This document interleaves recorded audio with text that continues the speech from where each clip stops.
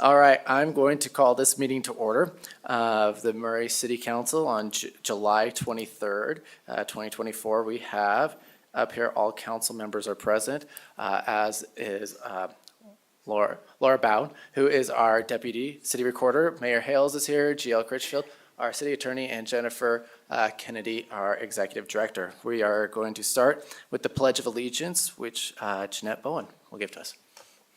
Will lead us in. If all will arise. I pledge allegiance to the flag of the United States of America and to the republic for which it stands, one nation, under God, indivisible, with liberty and justice for all. All can be seated.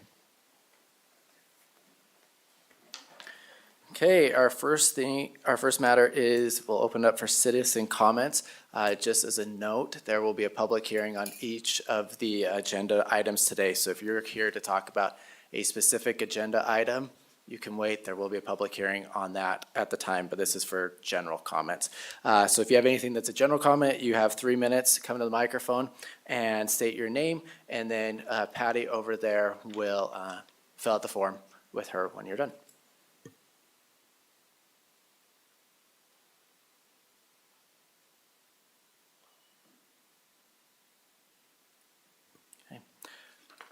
Seeing no comments, I'm going to close the citizen comments of this meeting, and we'll move on to our first public hearing.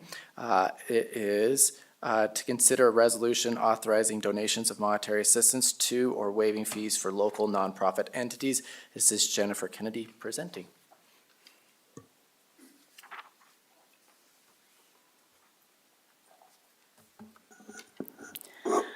Okay, so in your packet, you have the resolution and a list of the organizations that are requesting non-monetary donations.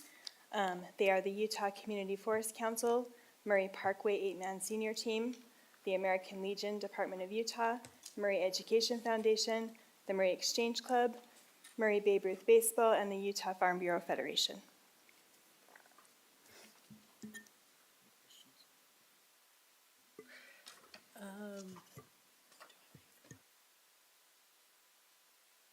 Council, you have any questions before we open up for public hearing? Okay. I have none. Then I will open this up for public hearing. Anybody who'd like to make a comment for those organizations or about that, you have 3 minutes. State your name and your city of residence, and then fill out the form with Patty.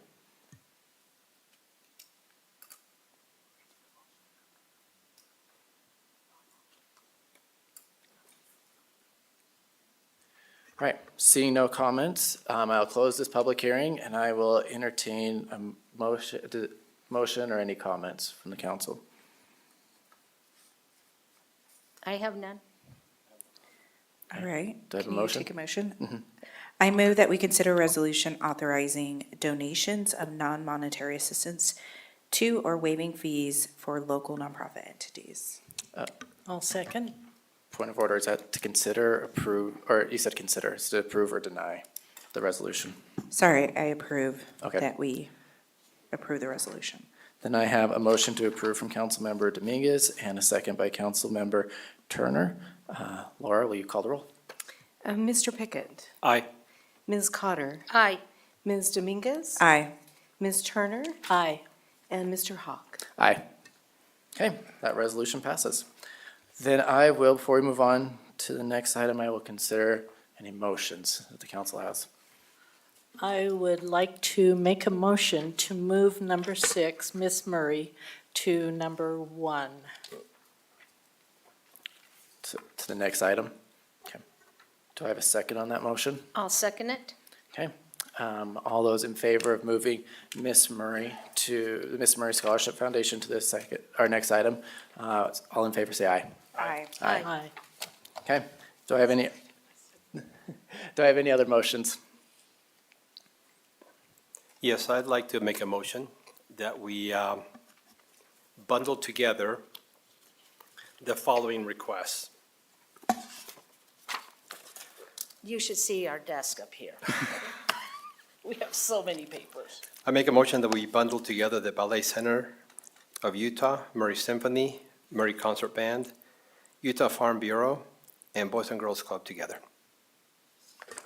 So I have a motion to combine as one item the Murray Symphony, the Murray Concert Band, the Ballet Center Utah, Utah Farm Bureau, and the Boys and Girls Club of Greater Salt Lake.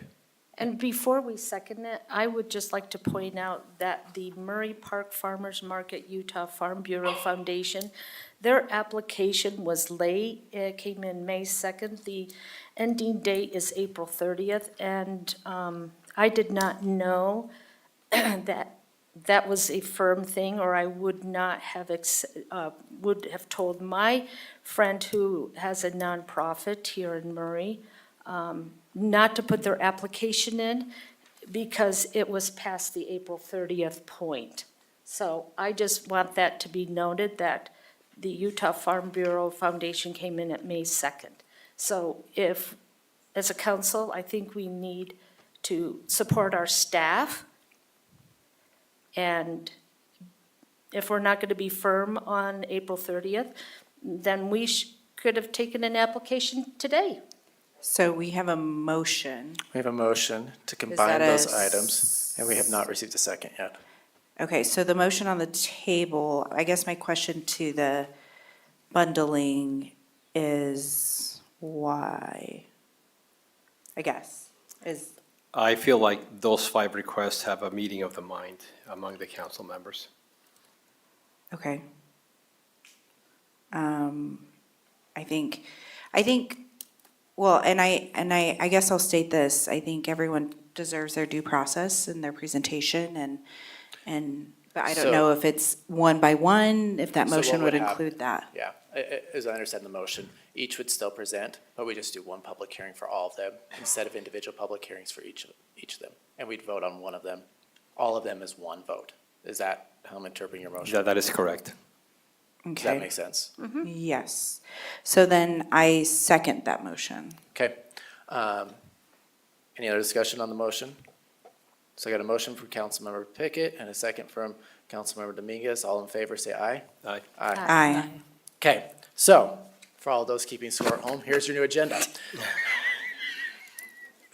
We will first hear, we're going to have Miss Murray, scholarship, Miss Murray will go. We'll do a public hearing off of that. And then we'll have Murray Symphony, Murray Concert Band, Ballet Center Utah, Utah Farm Bureau, Boys and Girls Club will go in that order. And then we'll do a public hearing for all of them.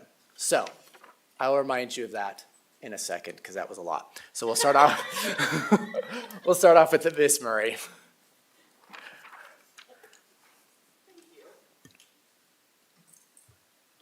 I think I got it formatted almost to work.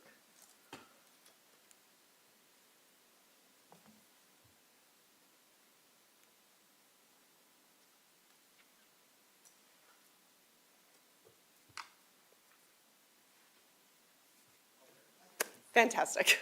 Hello, everybody. My name is Lindsay, and I am the director of the Miss Murray Scholarship Organization. Miss Murray is part of Miss America, which has been around for over 100 years, and our earliest Miss Murray dates back to 1937. While the particulars of the competition have evolved over the years, the goal has always been focused on providing scholarships to young women to further their education.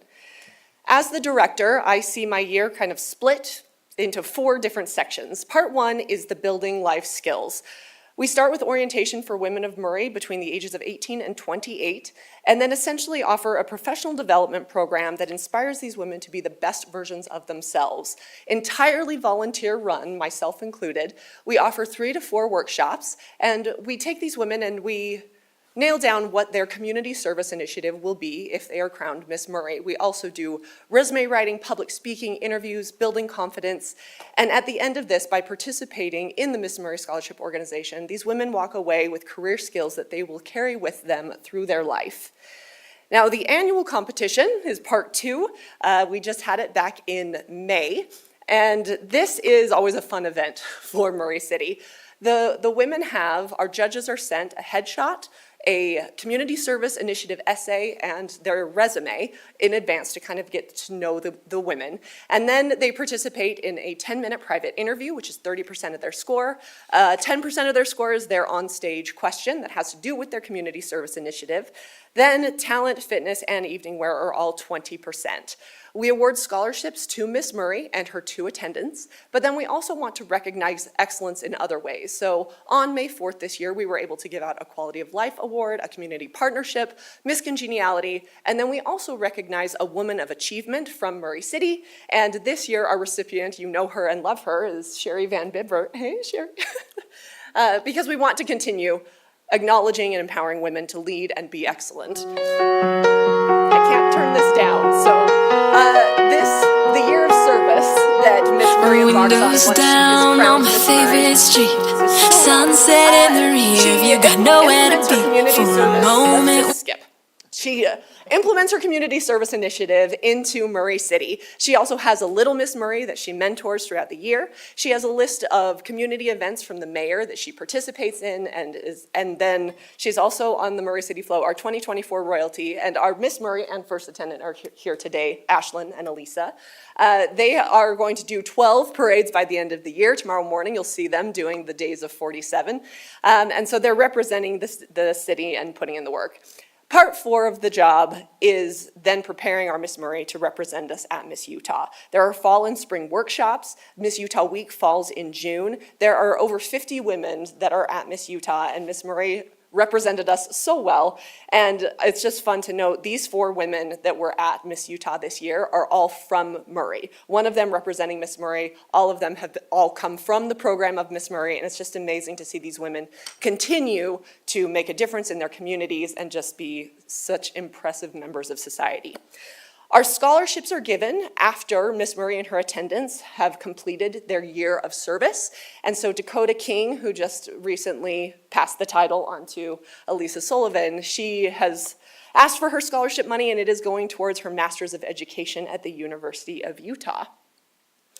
This is a quick breakdown of kind of how the scholarships are divvied out. This photo was taken on May 4th. This is 9 Miss Murrays. There was one more that we missed, but we had 10 Miss Murrays at Miss Murray this year. So all of these women have been impacted by the scholarship money awarded. They have given back to their communities. They continue empowering women behind them, holding the door open for the next generation of leaders. Our operational costs come down to, we need space for our orientation for these leadership workshops and rehearsals. We had the program at Hillcrest Junior High this year because Hillcrest is a better price point than Murray High School. And then we also just did our second year of a Little Miss Murray camp, and we were able to rent the fitness studio at the Park Center in Murray to host that. There's other costs involved as well. Things as simple as how does Miss Murray implement her community service initiative once she is crowned? How does she make that happen? Our programs, our judging books, all of these expenses. My goal is for Miss Murray to be an accessible program to all. I never want cost to inhibit a woman from having the opportunity to serve the city and compete for scholarship money. And my hope for the future is that we can continue to empower women to lead, we can continue to provide opportunities for women to serve Murray City, and then we create these amazing role models for the next generation of women in Murray City. And that's Miss Murray in a nutshell. Any questions? I'll open up to the council for any questions they have. Thank you. I appreciate the presentation. I grew up in a pageant family. My sister was Miss Idaho Falls and later on second runner-up to Miss Idaho USA. I know the rigor that goes behind that, the stress, the oh my gosh, the dress doesn't fit, and there's a little bit of stitch showing and quick last-second stitches. And there's not enough hairspray in 1983 to cover that was needed for those pageants. Yes, the day of the competition is very stressful. The work they do all year long, different kind of stress. Every time I smell Aquanet, I think of the pageants, because that's all it was to me. You know, I was an impressionable 17-year-old kid there helping my sister out. Sorry, it's the reality of it. So, No, it's a family affair. yeah, it is a family thing. I love what the pageant does for women. Let me ask you one question. What is the residency requirement to compete for Miss Murray?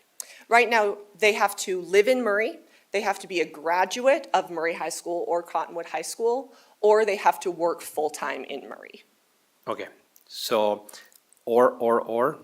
Yes, So One you of you could have those. somebody that lives in Magna who, if they're 40 hours a week here if in they have a Murray. 40-hour week job in Murray, then they can Yes. compete for Miss Murray. We are Okay. different from an open program Yeah. is just, if you live in Utah, you have to have a tie to Some Murray tie to to be Murray. eligible to compete, yes. All right, thank you, appreciate that.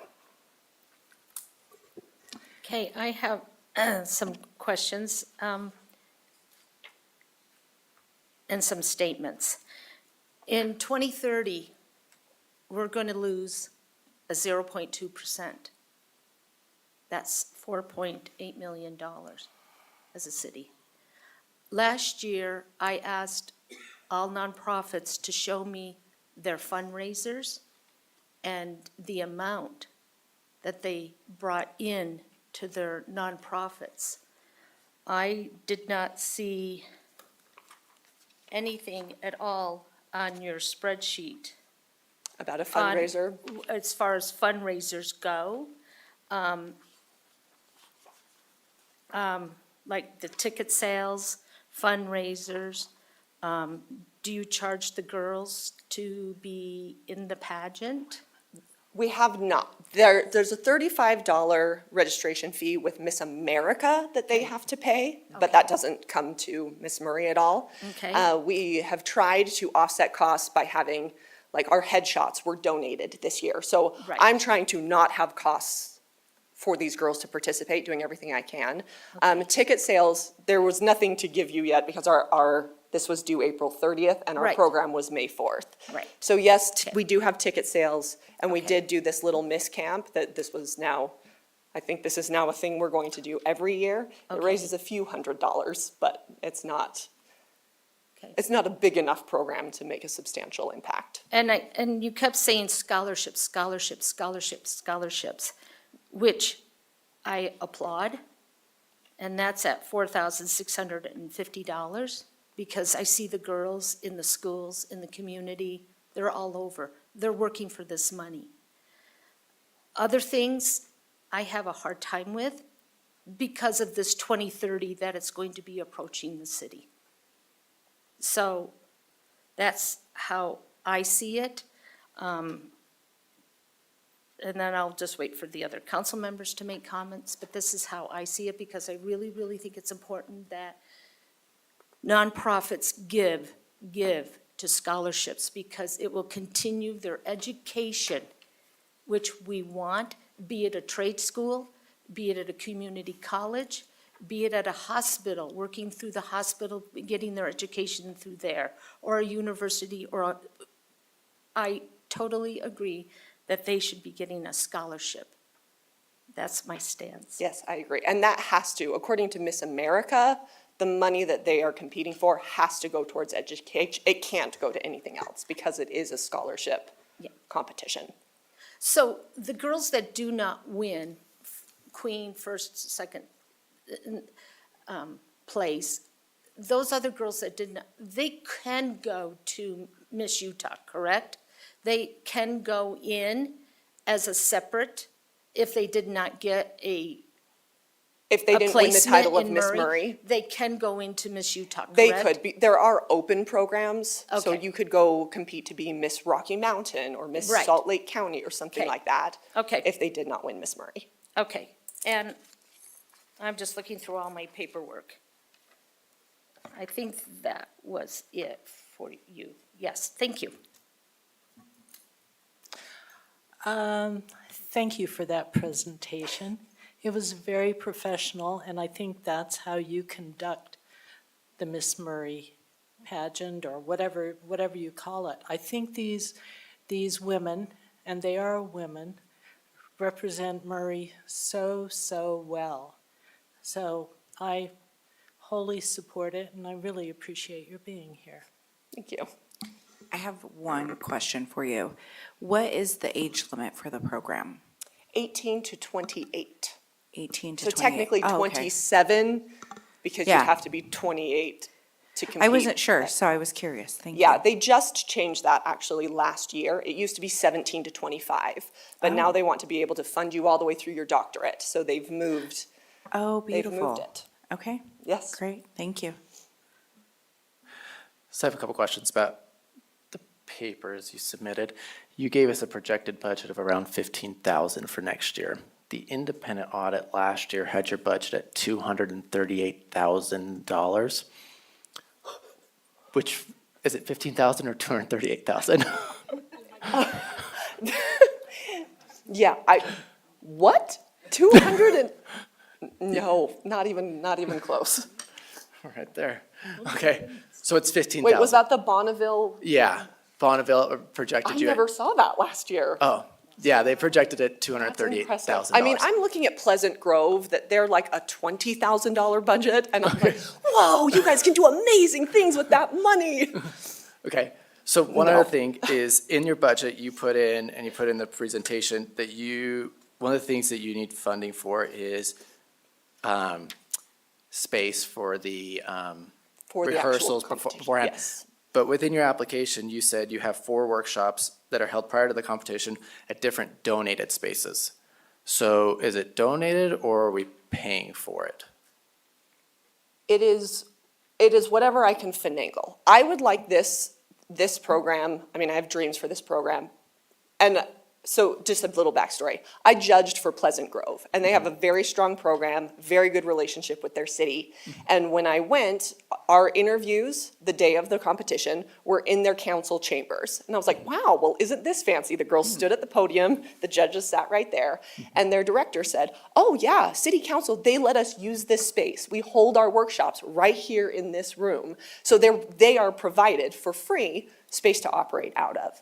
So what happens for me, because I don't have that, I either have to rent a dance studio space, I have to rent some sort of space, or I try to find somebody that has a racquetball court in their home, but I would like it to live in the more professional realm where we are supported in a legitimate way. The Murray Library is a great place if they have that opening the conference room, like that is a space we can use for free. And so if I can get donated free space, I'm doing everything I can, but if it comes down to it, I might also have to rent space to accomplish what needs to get done.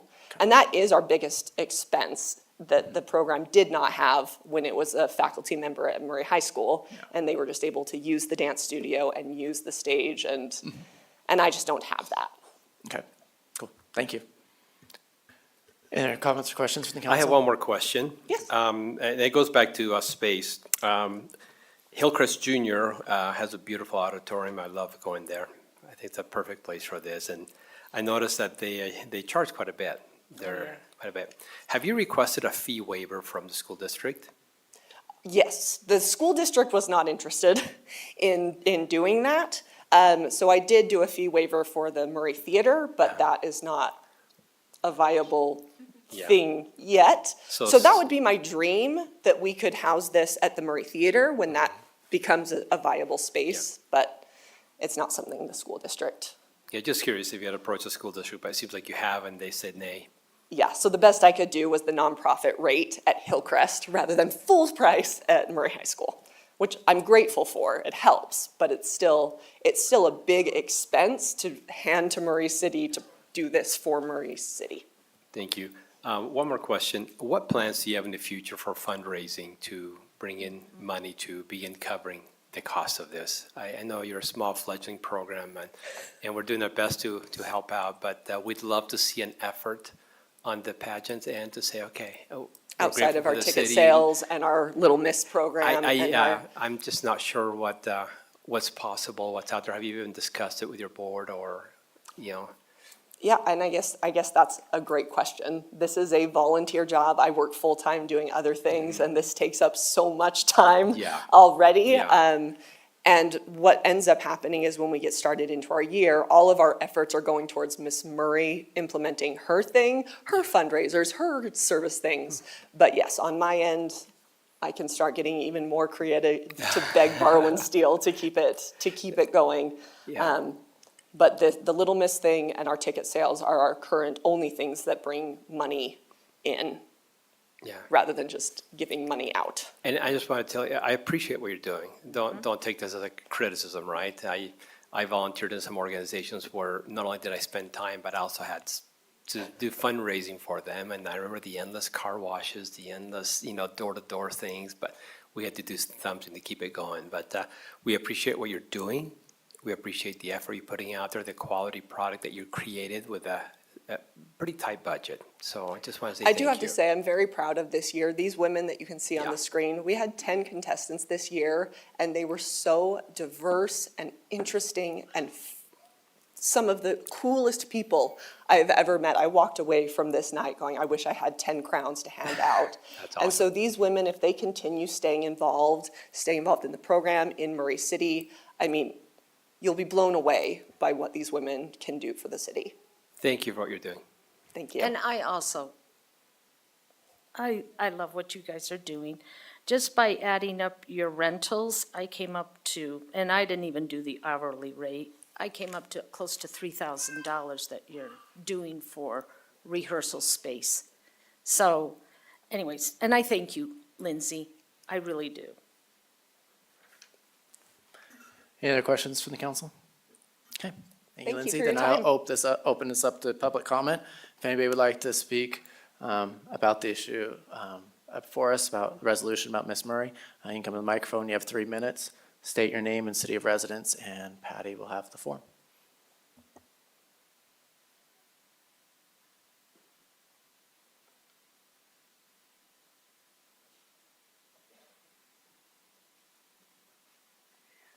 I'll kick it off. My name is Ashlyn Talcott. I am a resident of Murray City.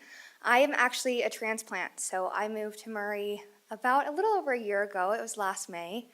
And when I first moved here, I'll be honest, I was a homebody and I never let myself really go out of the house and explore the community.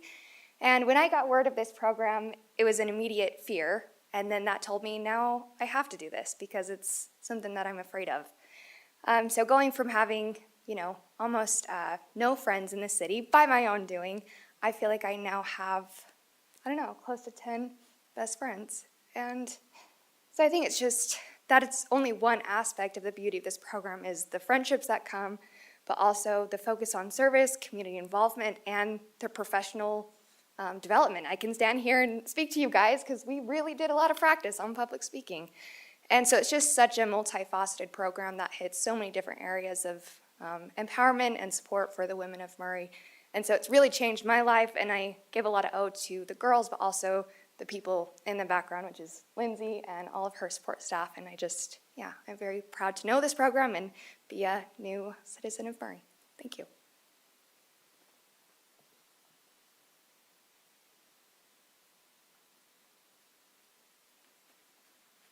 Try to go fast just in case she wants to grab this microphone.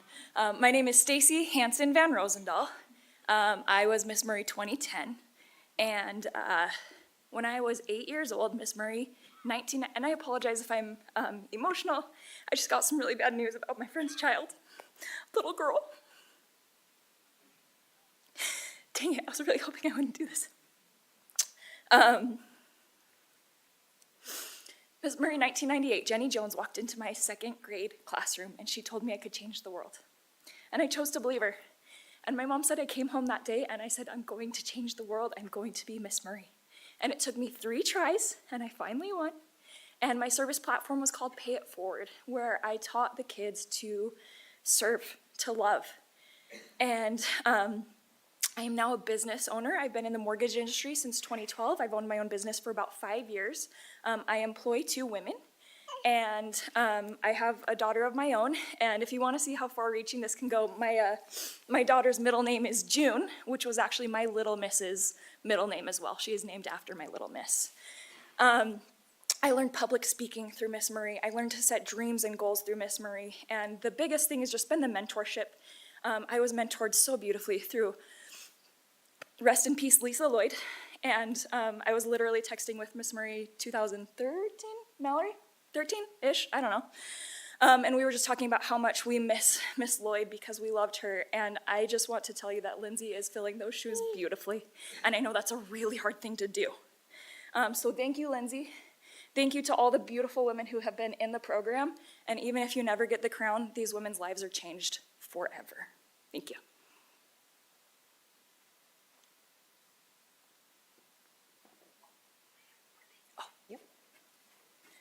Most of the fundraising that you end up doing ends up being, as your Miss Murray, goes towards your platform. So my first year, my platform was Make-A-Wish, and I earned about $5,000 for them.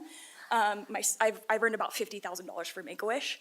But when I was in Miss Murray, any of my fundraising went towards my platform. So just one thing to note.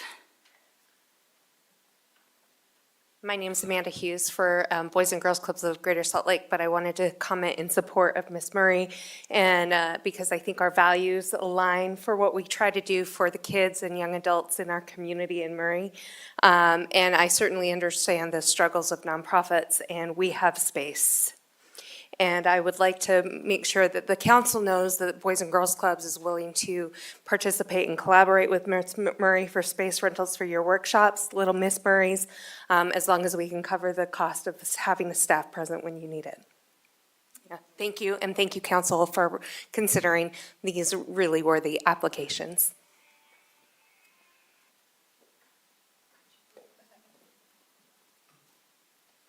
Hi, my name is Camilla Larson. I am the Judges Chair for Miss Murray, and the community impact is vast. I had the opportunity to read through all of these contestants' paperwork when I was sending these out to the judges, and all 10 contestants focus on one social initiative. And during the 2 months that they prepare for this pageant, all 10 of them are out in the community, and they are focusing on bettering the community. And it's incredible to see. They don't even have the crown, but they are focused on Murray City. And Lindsay told the judges, we want someone that loves Murray City. We want someone to focus on Murray City. We don't want them to go out and do good things for other communities, even though that's cool. We want them to focus here in the community.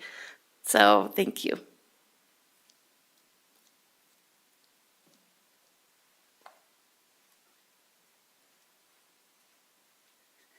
Hi, my name is Lara Bowers, and I am the mother of the current Little Miss Murray. Sorry, this is really emotional for me.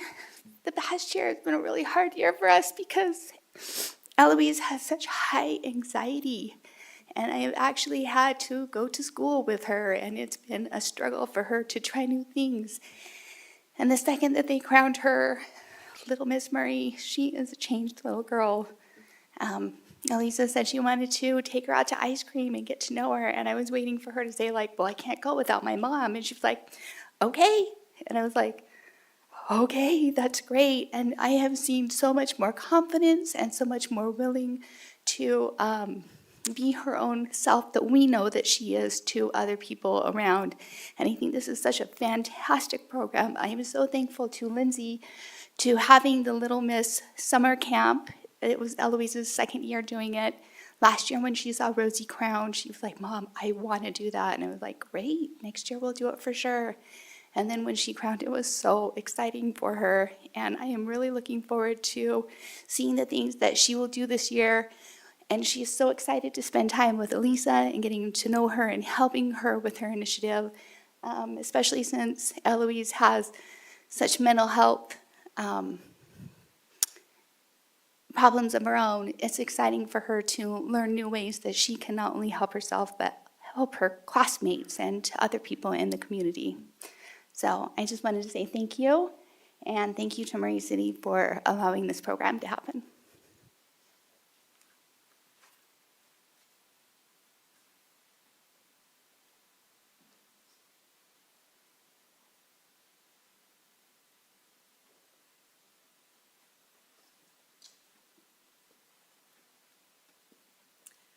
I am Lisa Sullivan. I am technically a resident of Taylorsville, but I have grown up and done everything in Murray. I went to school here, I was raised here, all my friends live here. And I'm not speaking as Miss Murray, the one who won the crown, who has the opportunity to serve Murray, but as Elisa Sullivan, who at 12 years old got to meet Miss Murray for the first time and just saw everything that she wanted to be. Confident and brave and smart and kind and so caring. And for a 12-year-old Elisa who couldn't really talk in front of the class, who had such self-doubts about herself, to be able to be part of this program now is extremely, extremely gratifying. To be able, my first year competing as a senior in high school, I truly saw so much growth. And even though I didn't win, I didn't even get top 3, I didn't win anything, it made me want to come back, to be able to continue to be my better self. And I saw that in the other contestants with me, and in my sister, and in so many of my new friends. And this truly is a program that changes girls and changes the community as they work. Thank you.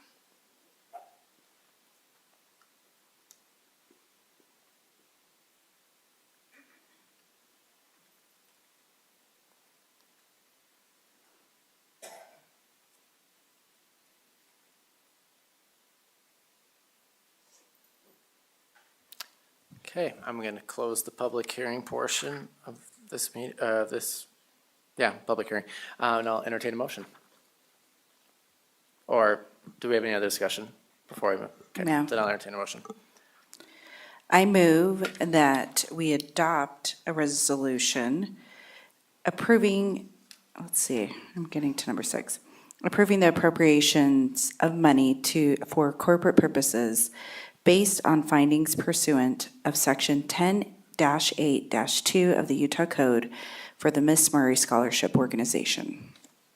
I'll second. I have a motion from Councilmember Dominguez and a second from Councilmember Turner. Laura, will you call the roll? Mr. Pickett, Aye. Ms. Cotter. I was just curious with the rehearsal. Could that be given to the ballet center and they could take upon that, and then instead of giving them 14,000, give them 11,000 because of the 2030, losing that 0.2%? So that's not the motion that's on the table right now. know. Right, The motion on the table is to approve the resolution, the 14,000. correct. 14,000. You know, this is very difficult for me. I have citizens that are struggling, and I know all the other councils are too. But for me personally, I know they are. And 2030 is just right around the corner. And somehow, some way, we have got to rein in. And right now, I'm trying to work through all these nonprofits. And I'm just going to have to say no. I'm going to move, I just wanted to say something. As a community, we've always supported Miss Murray. I'm not going to waver on that today. I think the program, and even talking to you, Lindsay, and just knowing what the program has done for women of this community, young girls of this community, I think in a time now more than ever, we need to continue to empower our youth, empower their voices. And, mental illness is a huge thing and a huge platform of mine and personally. And I think by doing that, we create these spaces. We teach each other and we teach and empower our youth and our young girls how to have a voice. So with that, I will support. Yes, right, yay. Sorry. So Ms. Dominguez, yes? Yes. Okay. Ms. Turner Aye. and Mr. Hawk. Aye. All right, the motion passes. So we will now move on we will now consider the resolutions for the Murray Symphony, Murray Concert Band, Ballet Center Utah, Utah Farm Bureau, and Boys and Girls Club of Greater Salt Lake. So here's how that will work. We'll do the presentations in that order. So first is going to be Murray Symphony, second will be Murray Concert Band, third will be Ballet Center Utah, fourth will be the Utah Farm Bureau, and then the fifth will be the Boys and Girls Club of Greater Salt Lake, and then we'll do the public hearing after that. Has everybody got the order? Anybody need clarification in the audience? Okay.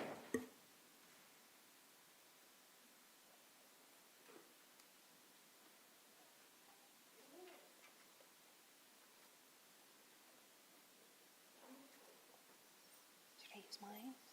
Okay.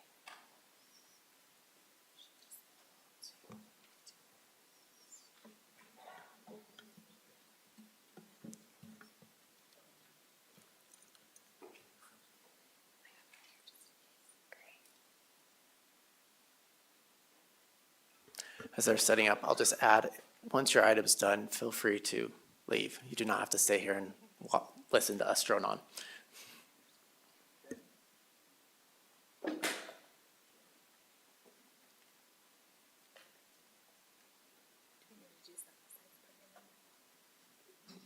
on the guest Wi-Fi.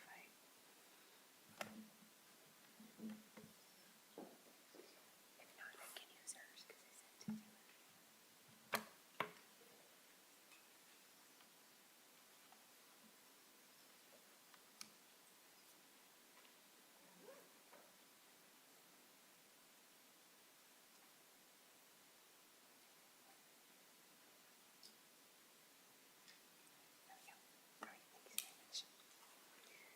Good evening, Mayor Hills and members of the City Council. My name is Michelle Willis. I'm the Music and Artistic Director for the Murray Symphony Orchestra. I also have here with me tonight the Board President, Chad Davis, and we appreciate the time we're offered to talk to you this evening.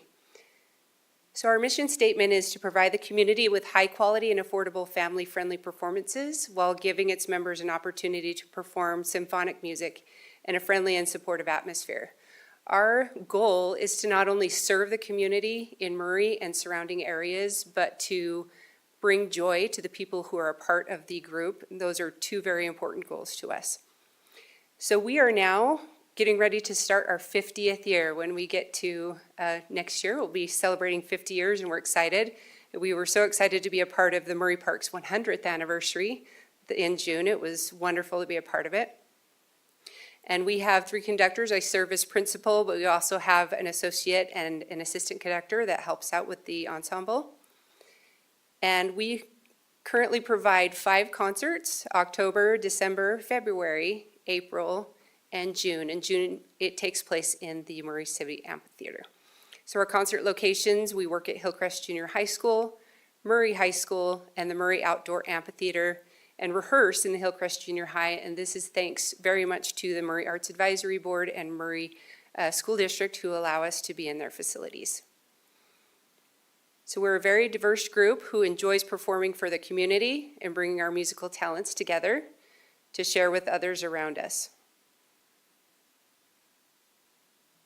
We have guest artists, one of which was just this last year. We had Whitney Pisa, who is the Dean of Performance at the Music School for the Arts, Gifted School of Music, and dance and all sorts of groups. We even had magicians come in.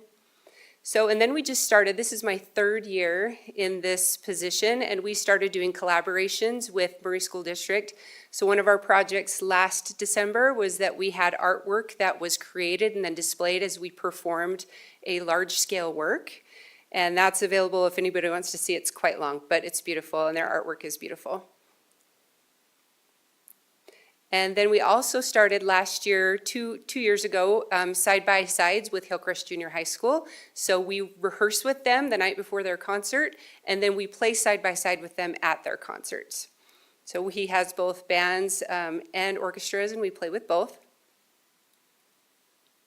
And then for this upcoming season, just so you know what we've got on the horizon, we have, actually November 2nd, we'll be hosting the Wasatch Chorale and a harpist from the University of Georgia.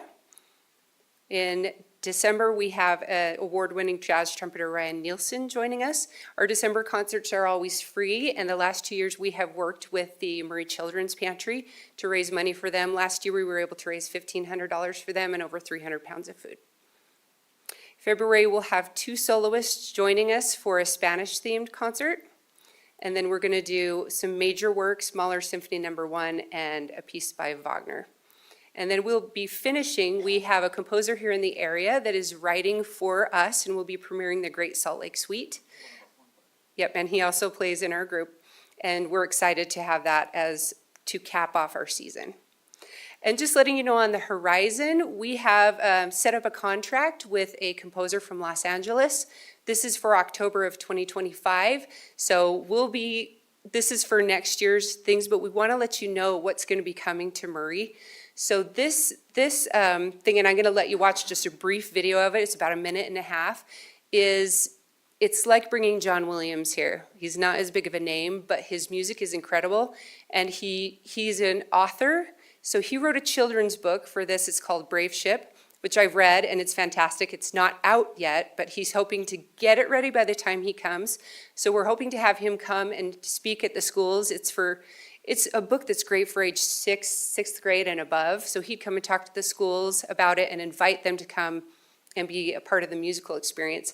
And then the concert is basically a musical journey of this book that he's written, and you'll find it's fantastic, as great as anything as you'll hear in movie scores. So I'm going to show this really briefly so you know what we have coming up. We're planning to do major marketing and getting it out because we are the premiere. We're premiering it here in the Salt Lake Valley.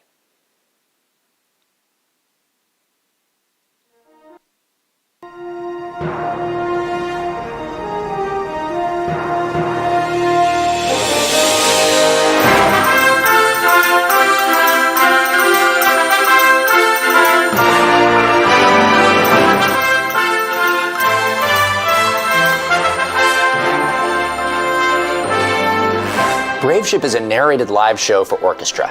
It's a musical expedition about a young boy named Azra who discovers a magic airship and flies to faraway lands full of fantastical creatures. He's accompanied by a fearsome stowaway and a young princess named Helene who's on a mission to find her parents.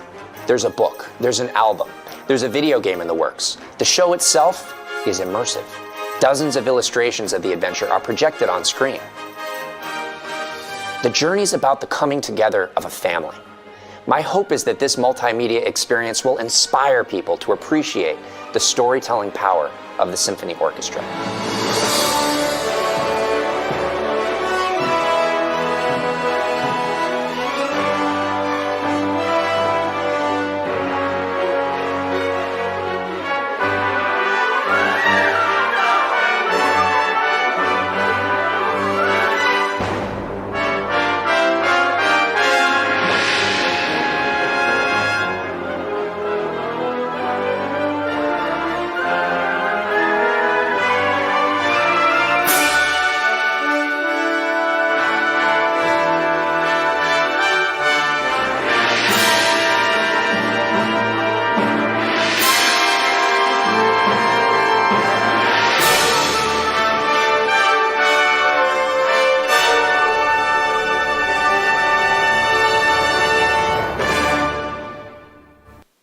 So that's what's coming up, and we're super excited about it and love working with artists and excited to bring that in.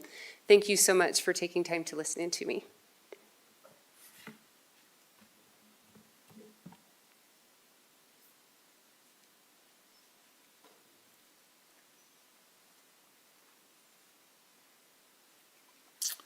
Good evening, Major Hales, council members. I am Bill Marsh. I'm president of the Murray Concert Band. I guess I had a misunderstanding. I thought our presentation was going to be here.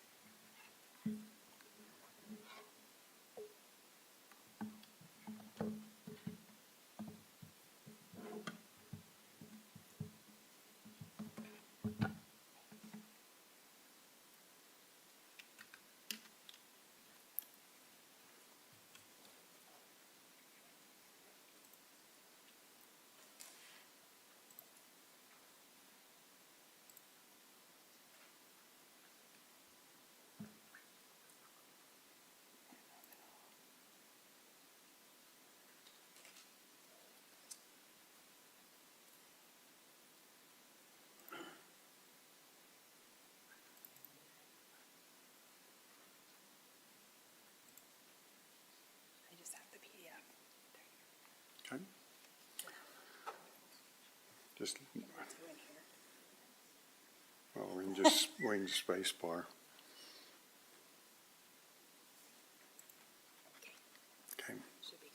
Okay. So appreciate the opportunity to be before you today. Well, that didn't work. There we go. So the concert band was formed clear back in 1986. And we rehearsed at Westminster College, and it was called the Murray Westminster Band. In '89, it became the Murray Symphonic Band and moved to rehearse at Murray High School. In '93, the band's name was changed to Murray Concert Band. We're now rehearsing in Hillcrest Junior High School, and we appreciate the opportunity to use that school facility. It's a beautiful facility. The band is a 501c3 organization. The purpose of the band, business and pursuit of this nonprofit corporation, shall be to promote and advance the interest of band music and to educate the public to the cultural traditions and social contributions of band music through concerts, recitals by the band, and performances of small groups from within the Murray Concert Band. Currently, there are 74 musicians that are in the band. In the April concert, we had 65 musicians playing. In the June concert, we had 61 musicians. The requirement is that they must be at least 16 years of age and have high school, college, or an equivalent kind of experience. Anyone that's interested in playing in the band is encouraged to request to join the band. One of the ways they can do that is on our website. There's a link where they can send in that they are interested in joining the band and giving us information where we can contact them back and let them know the availability. In the band, we are not requiring auditions. If the space is available and they're interested, we're having them come in and play with the band. For some of the instruments, however, there is a waiting list. It's interesting who applies and what particular instruments they play. We do 3 concerts each year at Hillcrest Junior High School. Those concerts are for free. We do not charge, but we do accept donations. We do one summer concert that's in the Murray Amphitheater. We do need to charge for that. That's a requirement of Murray City that we do charge for that. We do a couple of Memorial Day performances at 2 Memorial Estate cemeteries. That provides us some of our income that we get. We do perform each year at the Utah State Fair. We'll be there this year on September 14th at 11:30 in the morning. And we do participate each year in the Murray City July 4th sunrise service. We do come early, play music for about 20 minutes before the sunrise service, and then play some numbers during the sunrise service. There can be additional performances scheduled. We do have a new one that we didn't have when we wrote this program, where a group has asked us to perform with them. We'll be doing a 30-minute performance on August 23rd with this particular group. Each concert has a theme. In November, it was veterans or patriotic. January was international music. April was animal music, and that was a really fun concert. In June, we played musicals. We do play a wide variety of music. It includes marches, patriotic music, big band music, classical music, and we have some funny and some unusual music that we end up playing. I wanted to talk about our November concert. It happened to be on November 11th, Veterans Day, and so we did a special concert as a tribute to veterans. CW3 Mike Cottom, that's a retired U.S. Army person, was the conductor. His last assignment before he retired, he was conductor of the 23rd Army Band. We had the Utah Army National Guard come and they performed the color guard.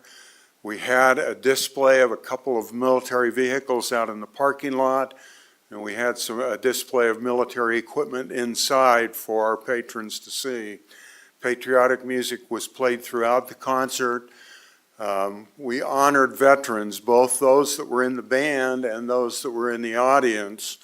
We do the audience by the number we play. We play a piece called Armed Forces Medley or Armed Forces Salute. We've got two different ones, and it plays the theme song for each of the services. We have those veterans stand during their theme song to recognize them. The band's requesting a grant of $2,500. That grant money is used by the band to pay for insurance, storage unit, purchase music, purchase percussion instruments, and support the general band operation. The 4 major concerts performed by the band are performed within Murray City limits, which provides the Murray residents and Salt Lake County residents an opportunity to attend a concert performed by a large concert band.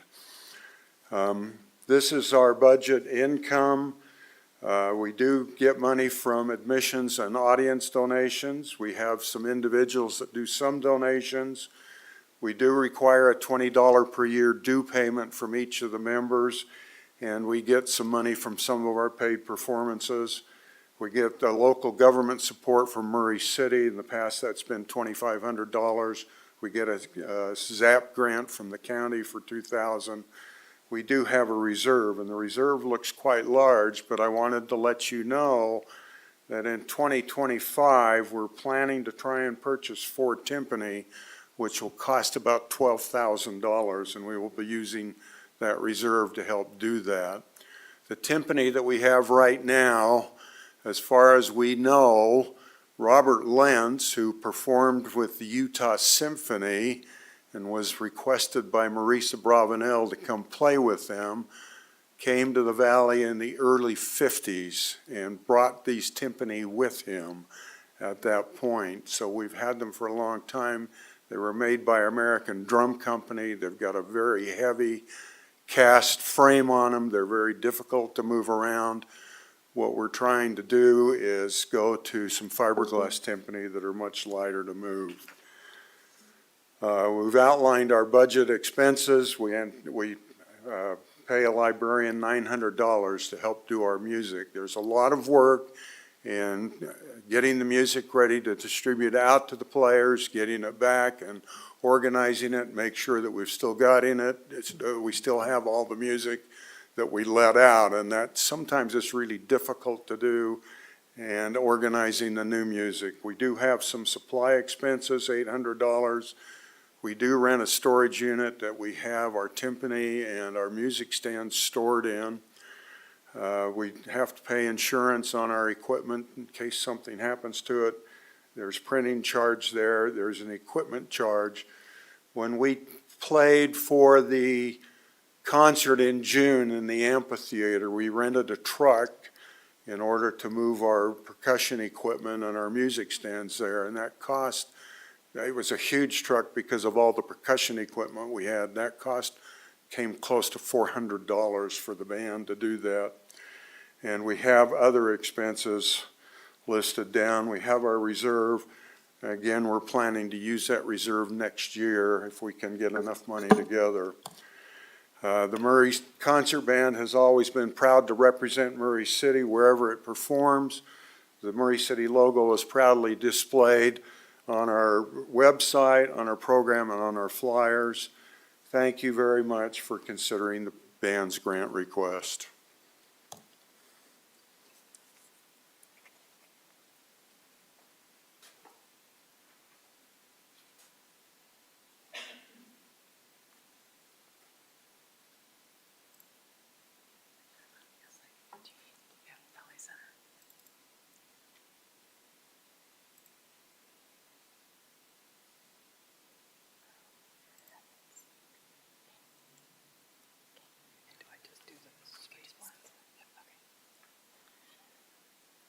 All right, good evening. My name is Michelle Armstrong, and I am the Artistic Director of Ballet Center Utah, Inc. I'm very happy to be here in front of you today, and I just wanted to tie it in with Miss Murray. I was a runner-up 2 times in a row, way back in 1985 and 1986.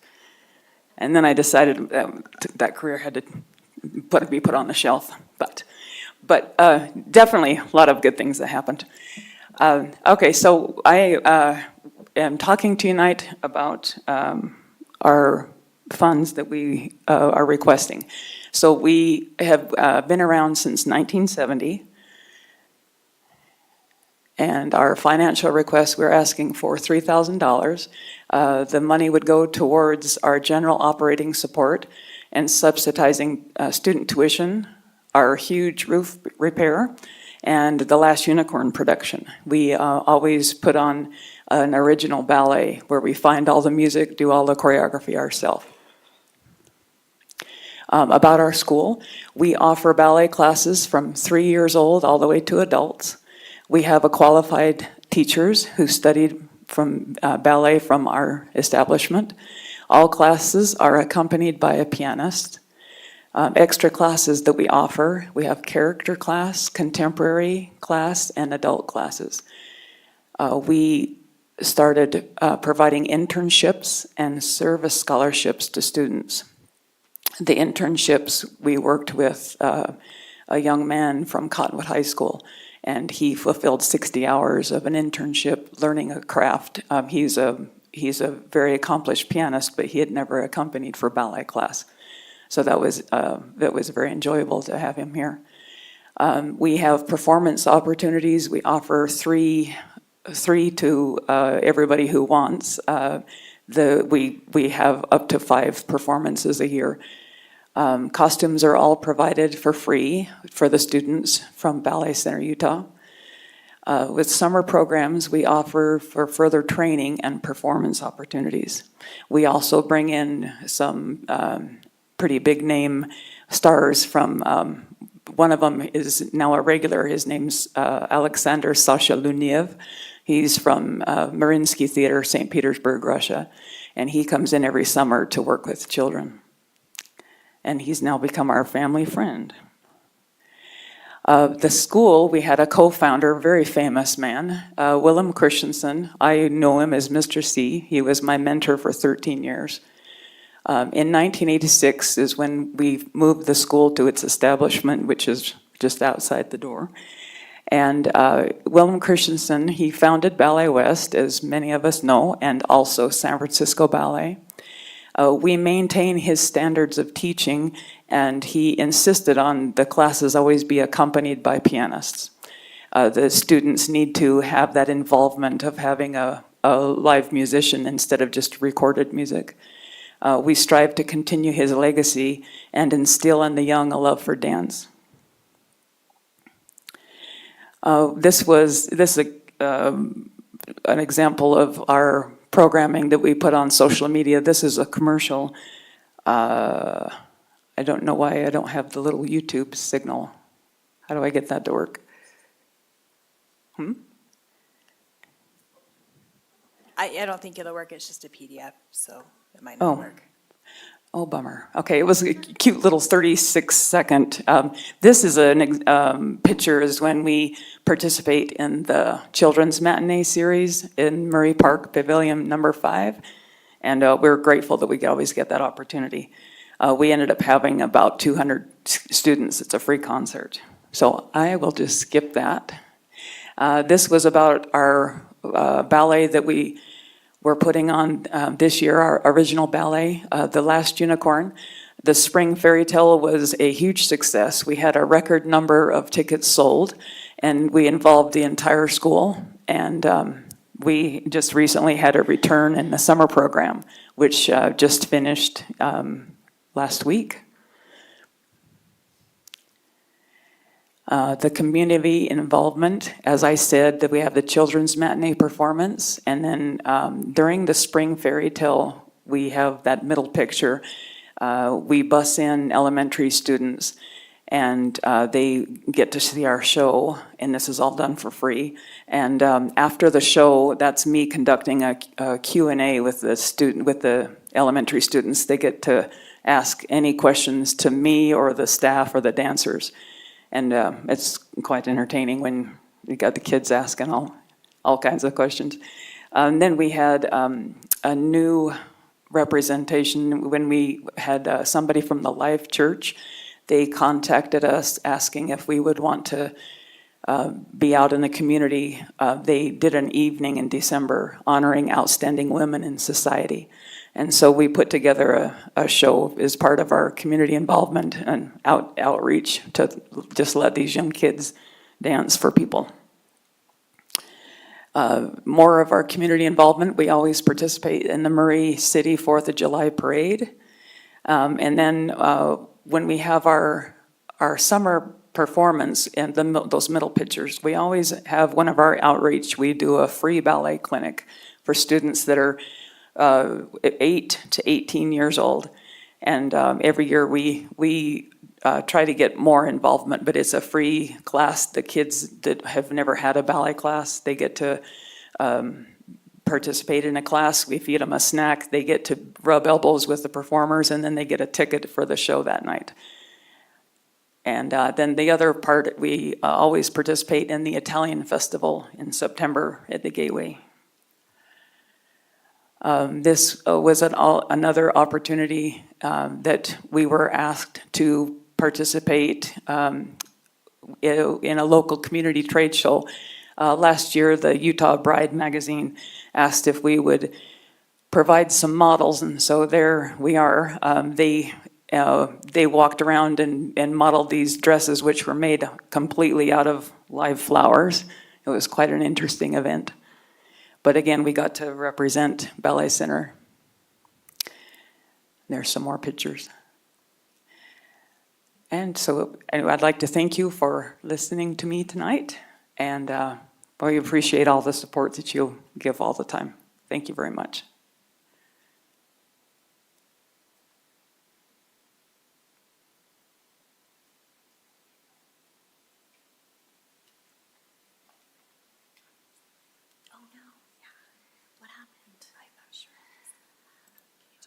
I have an email.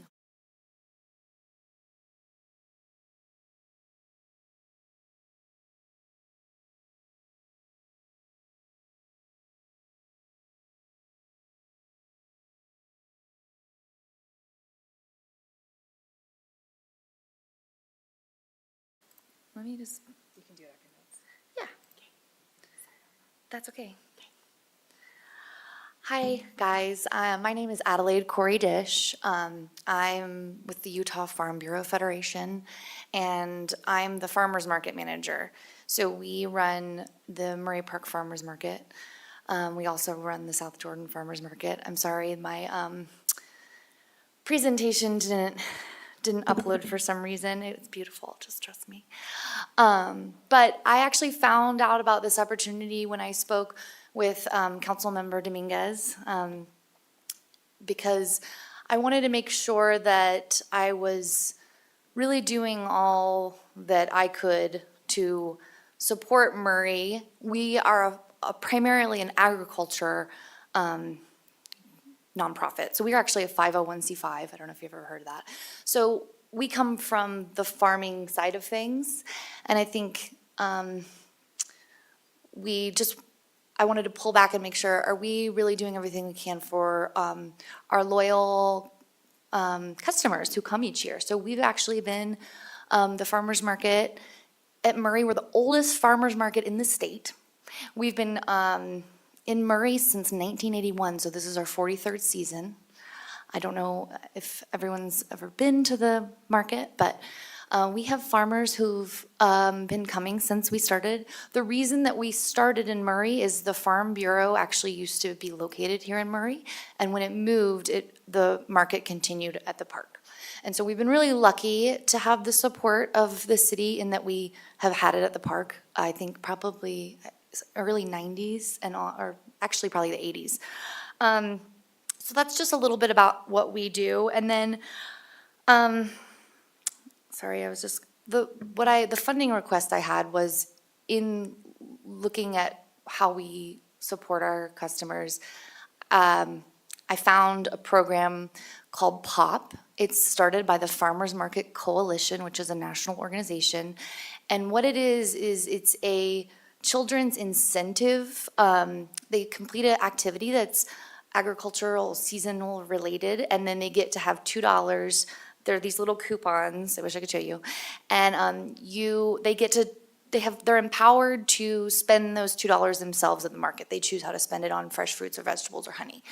I was able to receive funding from Zion's Bank and from Utah's Own, which is part of the Utah Department of Agriculture and Food. So I'm already able to serve 50 children every Saturday. So kids can come up, do an activity, and then they get these $2. So the request that I had was for $5,000 so that we could serve as many children. So that could be, I think it's like 178 children or single. That would be if a child came every single week, which they don't always do. But if a child came every single week, it could be up to 178 additional kids, or otherwise I think it's a lot more than that if it's just a single visit. So that's what that is. It just helps. Let me just see what my notes are here. So I said it's a farmers-based program. They received the $2 vouchers. Yeah, it's just I just think it's a really meaningful way for kids to engage with the farmer's market, for us to teach kids the value of their food and where it comes from, and to make sure that they understand what we do and that we are also making it a fun place for Murray families to come. And just want to mention that last year we actually had $43,000 spent at the market through SNAP and Double Up, if you're familiar. Those are the nutrition incentive programs, and we're actually lucky this year to be doubling the Double Up. So if people come with their EBT cards, they now get $60 extra to spend on fresh fruits and vegetables at the market. So it's really wonderful, and that's one way we keep the money that our farmers and our producers make sort of stays in the community, because they're able to sell to these local families. So I think it's really important, and yeah, that's my funding request. And I also just wanted to introduce myself and make sure everyone knows we're there and that we're happy to be part of the community, and we really appreciate Murray City. So that's all.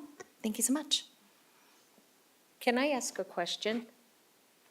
Yeah. Thank you.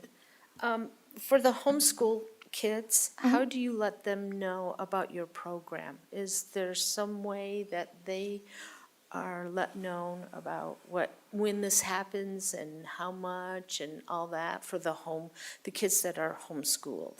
You know, since this is just our initial year for this program, I'll be curious to see the best way to market it to everyone. Right now, we're just marketing it to news outlets through press releases. We haven't reached out to schools or anything yet.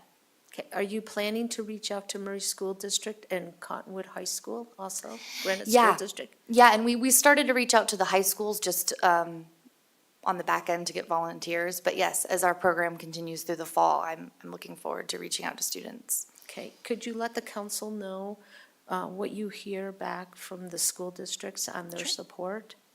Yeah, I'd love to. I would like to hear that. And also because they have a, what's it called? Early childhood over on, it's my district. Anyways, there's a preschool. Are you planning on letting them know about this activity that you will be having also, the preschool? That's a good question. I'd love to let them know. Yeah, that's a great Okay. idea. That would be great. Thank you. Thanks. Any other questions?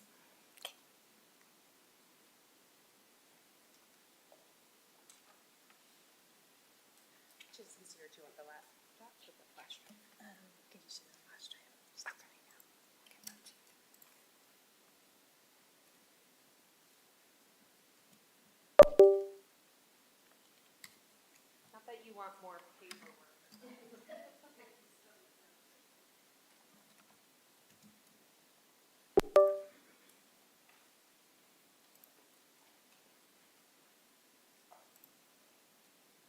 Oh, did I grab the wrong flash drive? I don't know. You don't want my engagement photos. We might.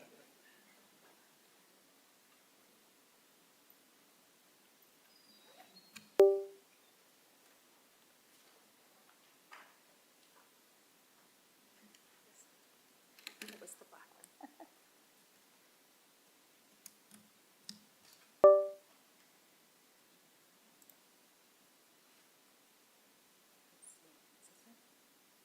Nope, that's not that one either. On the USB drive? Murray City Presentation 2024, that's it.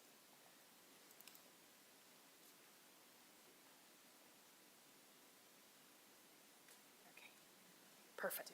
Yep, thank you.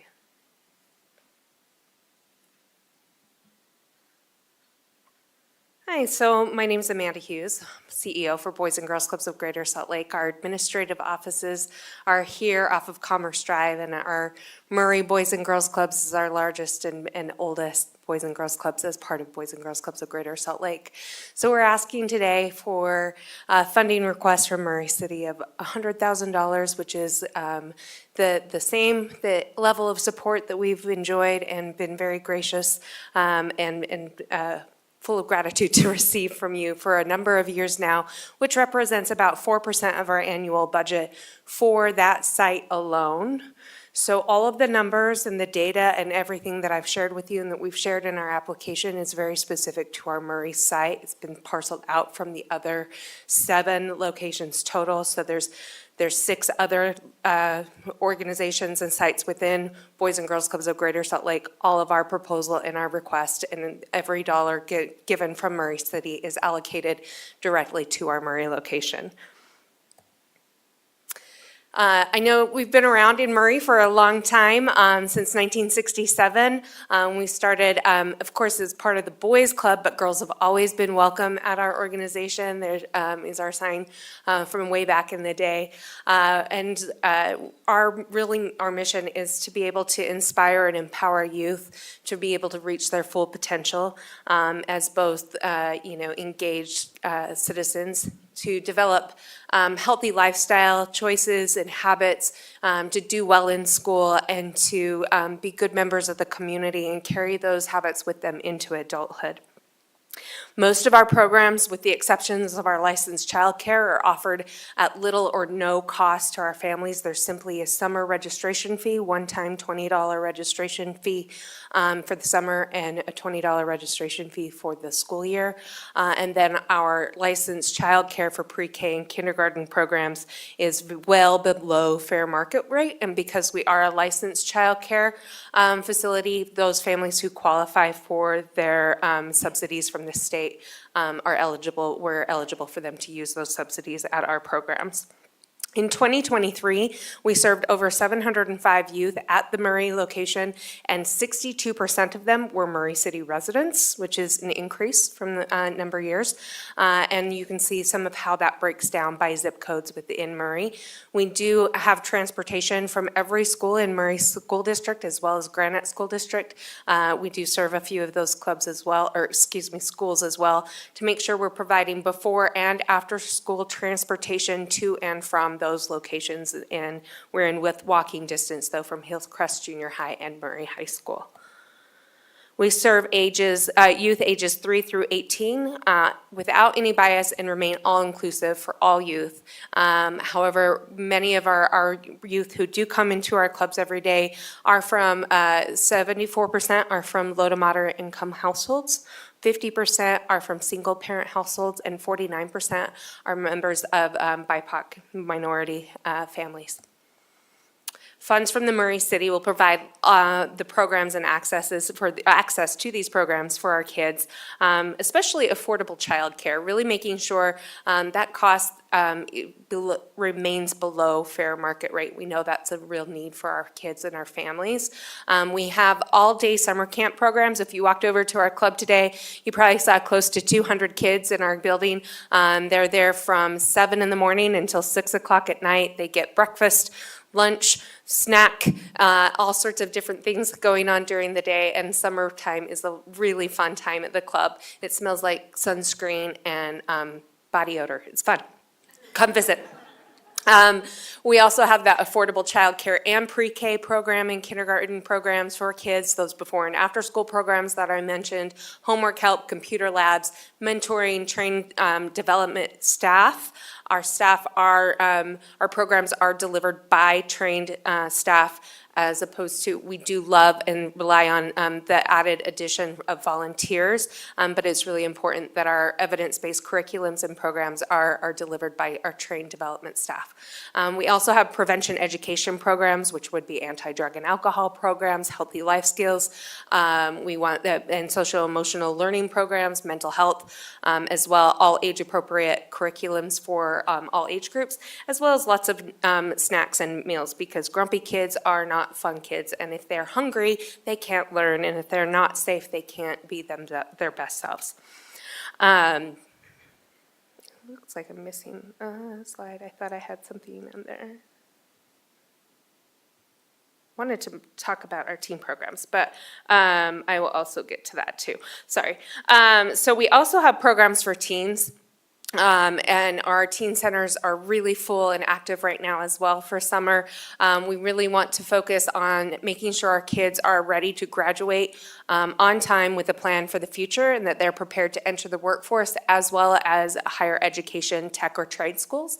And so we've really built out our workforce development programs and career pathway programs. We're hosting career fairs. We have internships and mentorship programs. We do provide scholarships, of course, through our Youth of the Year programs, who you met Noah earlier this year, as well as those youth who are participating in our work-based learning programs, so they complete certain milestones. If they bring up a letter grade from a C to a B, they get a milestone achievement.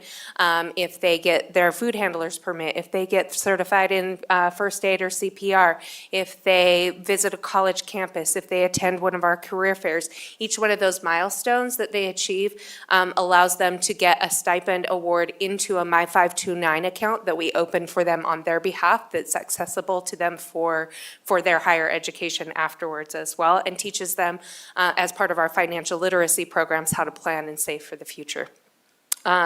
So I wanted to make sure that we talked about that, because I think it's so important that kids are really ready to enter the workforce, and realizing that a four-year degree may not be in the pathway for all kids, that we help them learn about the opportunities for those skilled trades that are so important, and connecting them with the community partners within our community. Archer Mechanical, law offices, real estate firms have come in, banks, all sorts of things to do these career pathway discoveries and provide internships for our kids. There's a 65% gap between the need and capacity for approved childcare facilities for children under 6 in Utah. That comes from studies that have been published publicly. I can provide the sources for that if you'd like. And so we do have those licensed childcare facility and programs for children 3, 4, and 5 before they enter school, and feel like that we help meet that need. Of the programs that are affiliated and registered with the Utah After School Network, only 28% of them report to offer programs for teens. So we feel like we're unique in that capacity as well, and offer a competitive, a really needed service for kids and families. Our clubs are safe. We really strive to put safety first, both physical safety and emotional safety, and offer that safe place, an alternative recreation and hangout place for especially teens. When they have lots of options of places to go, they're choosing to come into our clubs. We also know that we not only benefit the kids and the families, or the kids and the teens that come through our clubs, but we really do serve the entire family. You've heard before this council from parents who, single parents, working really hard, trying to make sure that they're providing for their families. Because our programs are basically free or no cost, they're able to work, and they're not having to have that extra additional cost of childcare for their older kids who they can't leave home yet, or they're able to pursue their own education and get higher, better paying jobs. We really do believe our programs lift entire communities. I shared with you last year a data point that I did not include this year, because I really wanted to highlight some of our other programs and offerings, but we have that economic impact survey study that was done clear back in 2015 and, by Boys and Girls Clubs of America and the University of Michigan, that showed for the state of Utah, every dollar invested into a Boys and Girls Club returns $10.80 back into the economy, both in savings of cost savings from interventions like juvenile delinquency and interventions and programs, preventative programs, making sure that, you know, the kids are entering the workforce. So then it's putting money back into the economy once they graduate. The cost difference alone from a kid who graduates high school versus a kid who does not is significant in what their earning potential is in the future, as well as supporting those working families and keeping working families working today, investing their money and back into the economy as well. We recently conducted a community needs assessment with both our parents that we currently serve, as well as the general public and population families that we aren't currently serving, as well as our current teens and youth, to get the feedback of how are things changing, what do we need, what are you needing as a family to make sure we're responsive to those needs. We conducted surveys and focus groups of that group here in Murray and hosted that earlier this year, and came up with this really interesting data that we're using for our 5-year strategic plan right now. If you look at the Murray Club, the projection for 2027, this is the population within a 1-mile radius of our club over on Myrtle Avenue right now. By 2027, there's projected to be 3,500 kids within a 1-mile radius under the age of 19. There is a great need for serving kids, and we would be able to continue to serve kids and teens and really make sure that our clubs are affordable and accessible with the funding that you would be providing. And what parents said that they really want for their kids, when we asked them, what are you concerned about? What do you need help with? What do you want for your kids and how can we help? What they said most was recreational and sports activities, and that was ranked as high in priority as mental health opportunities and resources, I think because parents know that they two go hand in hand.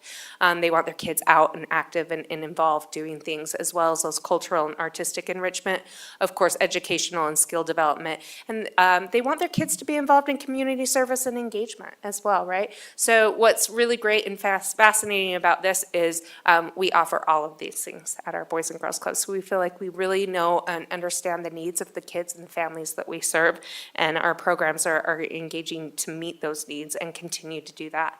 I wanted to share with you some really exciting news about what's coming up. Panda Express is one of our community partners.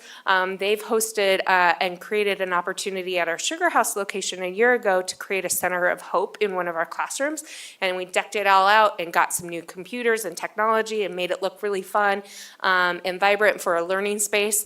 And they have just approved funds for us to do that in Murray, at our Murray location. And so we'll be redoing a classroom as well as the computer lab for our elementary age youth, and highlighting, of course, Panda Cares. But if you can see the little mural on the back wall there in our Sugar House location that features some of the Sugar House landmarks, we're excited to work with a designer to be able to incorporate Murray landmarks in the artwork and in the representation that will be at our Murray location. So I look forward to letting you know when that ribbon cutting is happening, because we'd like to invite the council to come and celebrate with us and Panda Cares as well.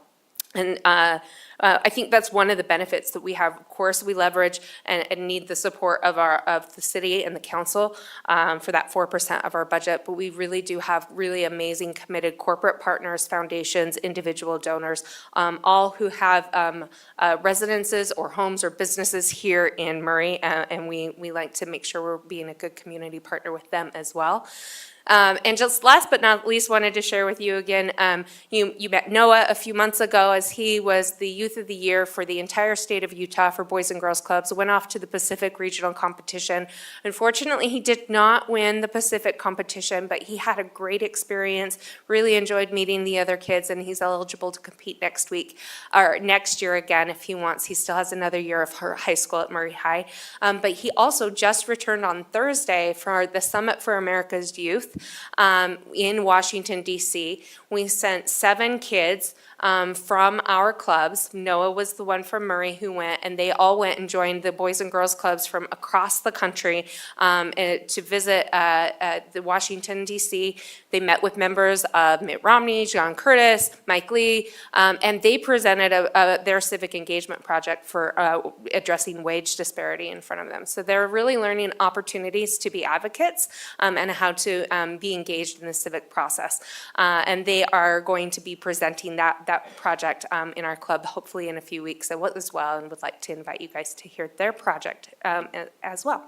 So we're just really excited by that. I think we're doing some great work that you help make possible, because you have been our longest and most generous contributor to support the programs and kids, and feel like that partnership between Murray and Murray City and the Boys and Girls Clubs is so important for the continued success and our ability to serve kids and families. So I thank you for your past consideration and your current consideration for this proposal. With that, I think I'm the last group, so that's my time. Thank you. But I'm happy to entertain questions or with any of the other groups that we were in with. Oh, I'm sorry, I closed. Oh, go ahead, Diane. Okay. I'm wondering if you have provided a staffing document. Yes, so there's staffing that's listed in there in the application. It lists the number of staff that we have is 34 staff who are dedicated 100% to the Murray location, as well as 11 staff from our Club Support Center off of Commerce Drive who dedicate a percentage of time. That's included in the application.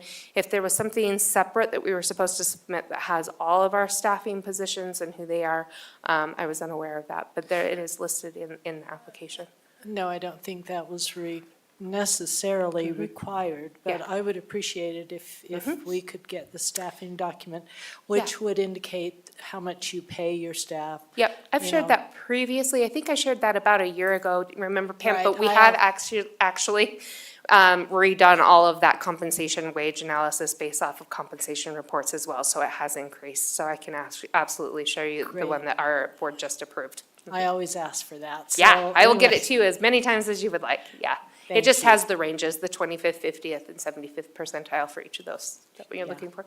I think that's important information for us Yeah. to know. So if you would get that to Jennifer, I would Yeah. appreciate it. Absolutely, happy to share that. Thank you for what you're doing for the community. Yeah, thank you. A lot of youth are being served by this. I have one question, though. I went to the website. Yeah. And I find that we're not called Murray Boys and Girls Club. Yeah, that comes Did we up just often. erase Murray from there? No, and I appreciate that, and I know that that's a sensitive point. So back in 2017, actually, we started a capital campaign to build the expansion of the I guess that's the west wing. And so that allows us to actually serve almost 100 kids more a day. We had waiting lists for that elementary school age group so long. So we raised a capital campaign, and there was a naming opportunity that the Miller family graciously submitted. So the name is Miller Family Boys and Girls Clubs, although we always locally refer to it as the Murray Club.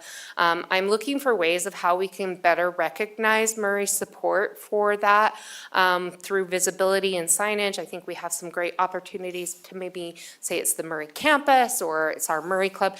We all know and affectionately call it the Murray Club. I mean, that's just, right? Like we're out talking and it's the Murray Club, and Murray is our home. Like I said, when we located our administrative support center, we wanted to stay in Murray and moved it to the Commerce Drive. So we want to find a better way of recognizing your continued and support, because you guys, like I said, have been our longest supporter for a long time.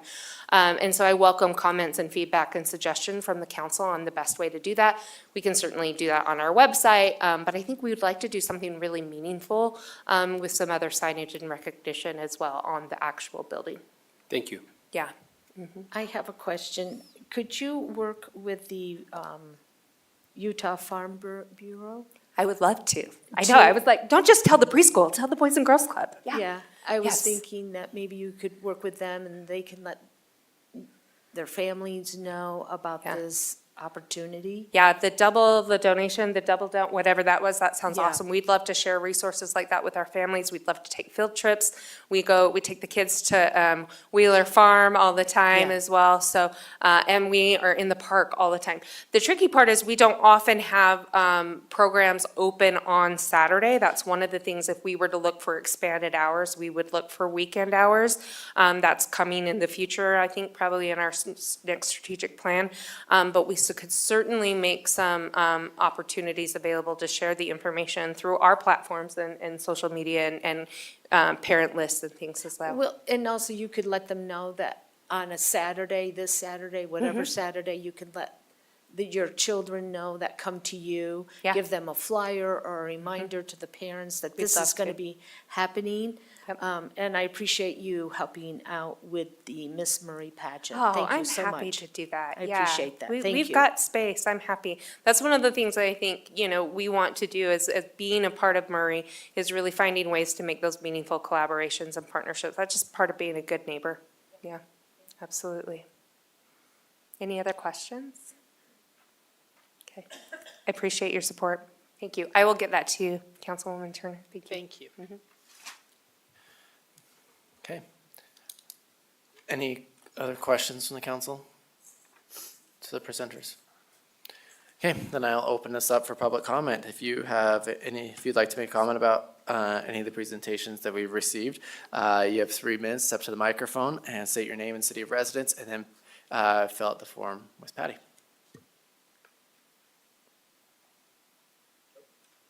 Oh, I'm sorry. Sure. Thank you very much. I appreciate it. You're welcome to sit there. Hi, my name is Bob Dunn. I'm a resident of Murray and been involved with the club for 46 years. And before that, I had 5 years at Murray City Parks and Rec. I was looking at this, Phil and I, he was the park department, and I worked in recreation. And we've been around a long time. But I know, but Lynn Pat, I think, hired both of them. He hired me and hired you. But I love the club. I've been a volunteer for 6 years with the Boys and Girls Club, and 40 years I was employed there. When I started, it was $12,000 or $18,000 budget, so it's increased. But I was there, just want to tell you, the club does work, and it makes a big difference. I mean, I was there just last Thursday. I was looking at a STEM program these teenage kids were doing, and they came out there, and we had a handful of adults in there. We're just floored. These kids getting up and making a presentation to us. They did the PowerPoint. They're doing something, I didn't even understand it. It was just like, when I ran the club, I did popsicle sticks and Elmer's glue. And now they've got 3D printers and they're making this golf thing that's a catapult, and it was amazing.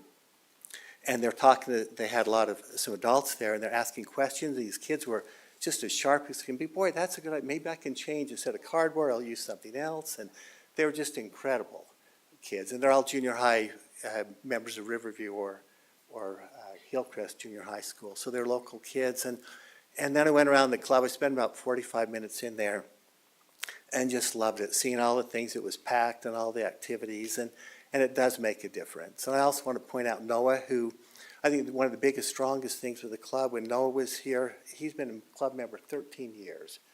And right now, with school starting in a month and a half, one of the hardest times it is for kids when they enter, especially 6th grade, they enter 7th grade, a whole different world for them. And at the club, these kids have been there most of their lives, and they have that continuing thing, and they're supported. Some of them come in tears the first or second day of school just because how tough it is to adjust. And that's that club. We wrap our arms around these kids and let them know they're loved and supported, and it makes a difference. And I also want to point out Sherry's here, but Sherry's been a big club person over the years. What an amazing person. And we've also had Miss Murray has been with us, and Stacy has left, right? But she did a pie eating contest with our kids once, and it's one of the most, whenever I see her, I think of blueberry pie all over her face. But just incredible community things, and Michelle with the Wrights there, their family's been involved, and just Murray is just so, I love that. It's growing, but it's still just such a unique community. And I really do appreciate your support for the club. Thank you.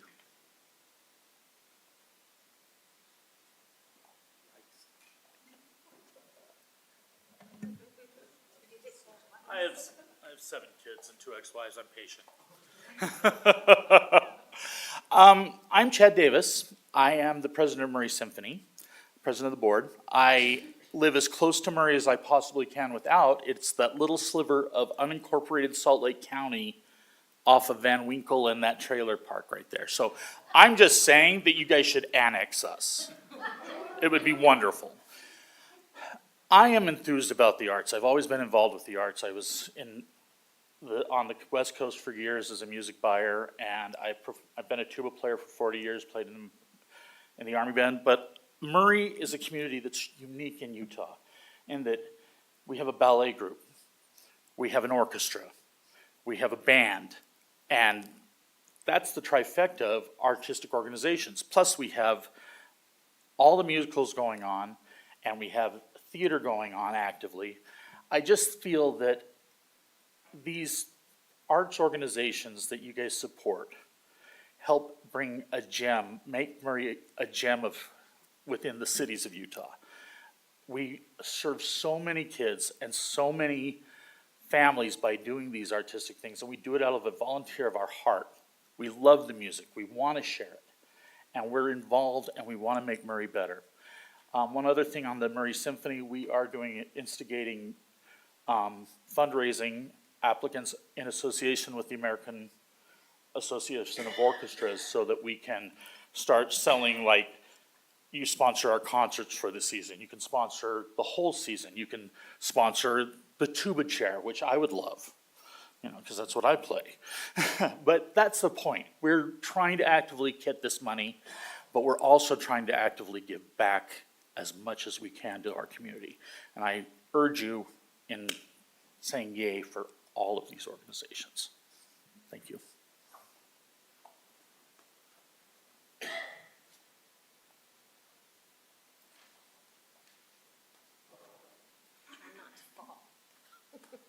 Got the boot off today.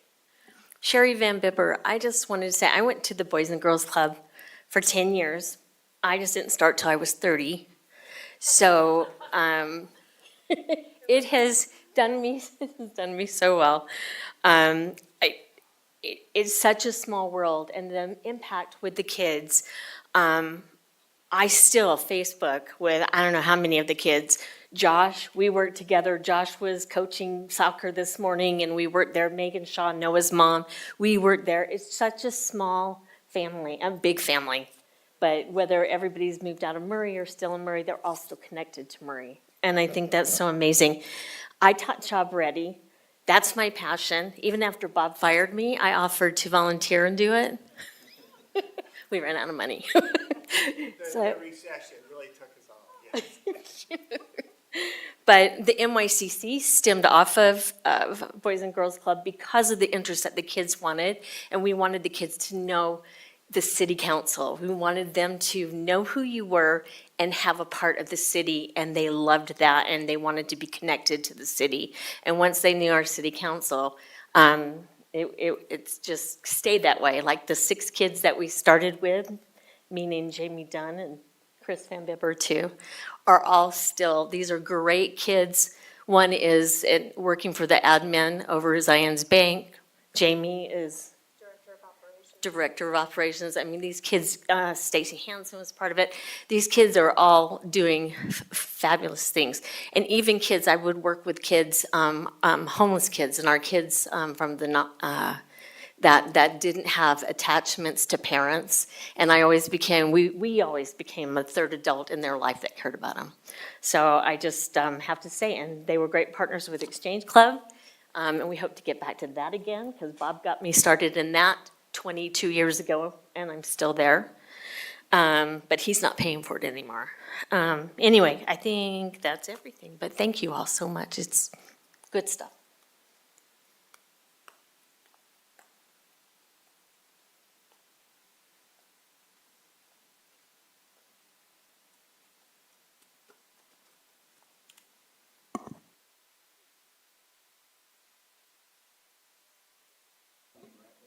Hold on. I think you just need to push the button, because if not, the video.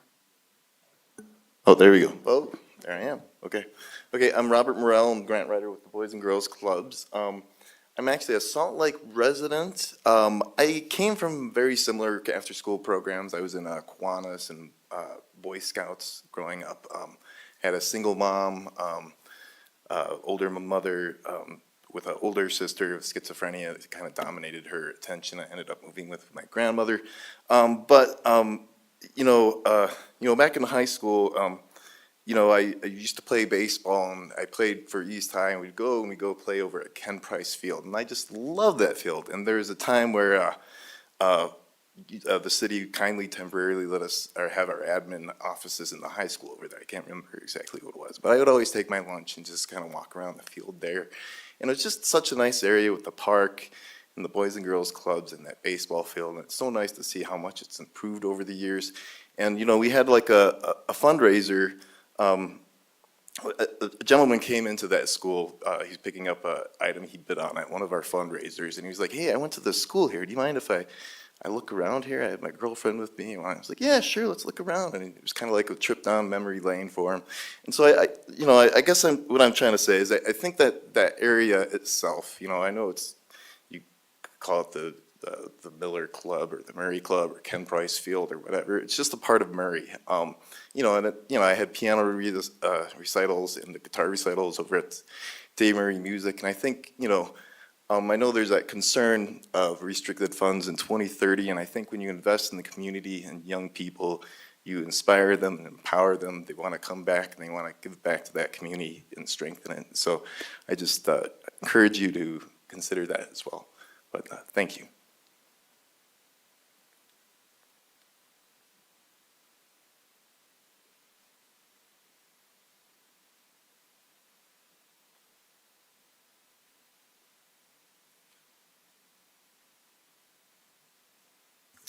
Okay, I'm going to close the public hearing portion, and I will entertain any motions. I will do the motion. I move that we accept a resolution approving the appropriation money for corporate purposes based on findings pursuant to 10-8-2 of the Utah Code for the following organizations: Murray Symphony, Murray Concert Band, Ballet Center Utah, Ballet Center Utah, Utah Farm Bureau, that one's the next one, and Boys and Girls Club of Greater Salt Lake, also known as Murray Boys and Girls Club. I have a motion. Do I have a second on the motion? I'll second the motion. I have a motion from Councilmember Dominguez and a second from Councilmember Pickett. Laura, will you call the vote? Mr. Pickett? Aye. Ms. Cotter? Aye. Ms. Dominguez? Aye. Ms. Turner? Aye. And Mr. Hawk? Aye. Okay, then the motion passes. Oh, hit the button. Are we doing okay, or do we need a break? No, let's keep going. We're ready to I go. I have one person that needs Oh. a break, so I'll entertain a motion then. I need a break. I'm old. Okay. I'll we'll have- second the motion. All right, we'll take a 5-minute break. Thank you.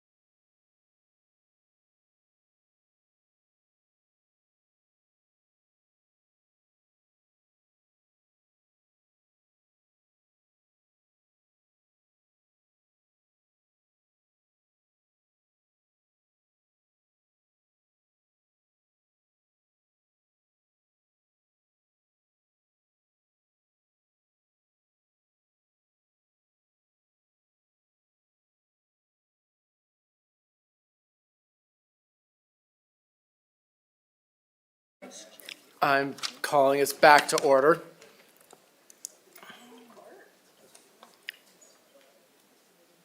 And we will now move on to our, I have no idea what number we're on.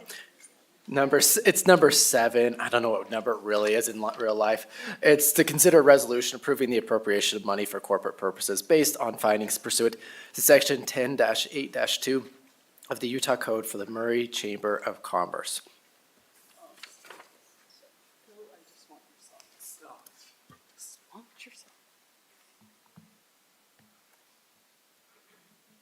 Is it this one, Jennifer? Then.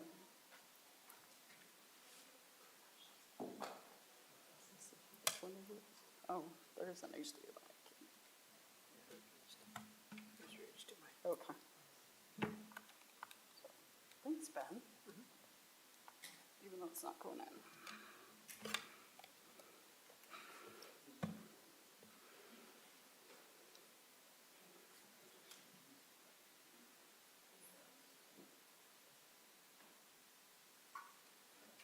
All right, everyone. My name is Kathy White. I am here on behalf of the Murray Chamber of Commerce. I'm also a life resident here in Murray. I went to Murray High. I was a Murray police cadet, and so I guess you would call me a lifer in Murray. So I love Murray. Yeah, so hence I'm here. And so just an overview of the Murray Chamber. We are a referral-driven networking resource dedicated to the success of our Murray businesses. We're an educational hub. We serve as an educational resource and a hub of entrepreneurial education, business development, community relations, and youth development.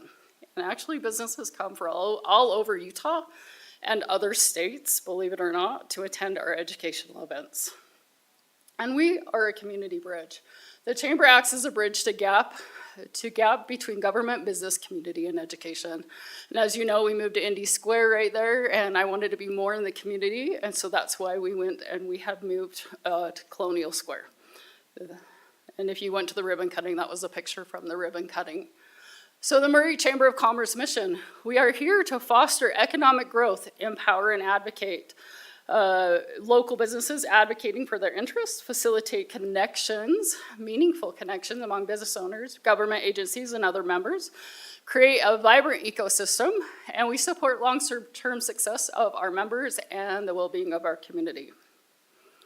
So why is this chamber? You might ask yourself, why is a chamber of commerce essential for a city? It's essential for a city because it serves as a unified voice for businesses, advocating for their interests and fostering economic growth. Additionally, the chamber facilitates connections among different stakeholders, promoting collaboration and creating a vibrant ecosystem that encourages innovation and sustainability. Ultimately, the chamber supports the long-term success of its members and contributes to the overall well-being of the community. Why fund the Murray Chamber? By investing in the chamber, the city energizes economic growth, fosters a vibrant entrepreneurial ecosystem, which ultimately contributes to the overall development and prosperity of the city as a whole. The proactive initiatives of the Murray Chamber of Commerce are aimed at helping local businesses increase their sales through weekly trainings, networking opportunities, and marketing support so they can be competitive in a world where there are businesses like Amazon. The Chamber's efforts not only support individual businesses, but also contribute to the overall economic stability and growth of Murray City that benefits the community. The boost in business activity translates into higher sales, which in turn leads to increased sales tax revenue for the city. And so this is just an example of something I put in there. We do our referral community at the Murray Break, and what happens there is we have 20 to 25 new people that come into the break every single week. Translates into sales for the Murray Break about $20,000 per year. And if we're using the sales tax percentage of 7.25%, we're bringing an additional like $1,500,000. I wish I was bringing $1,500,000 in taxes to Murray City. $1,500 in tax revenue by having our events at the Murray Break. So benefits of the Murray Chamber.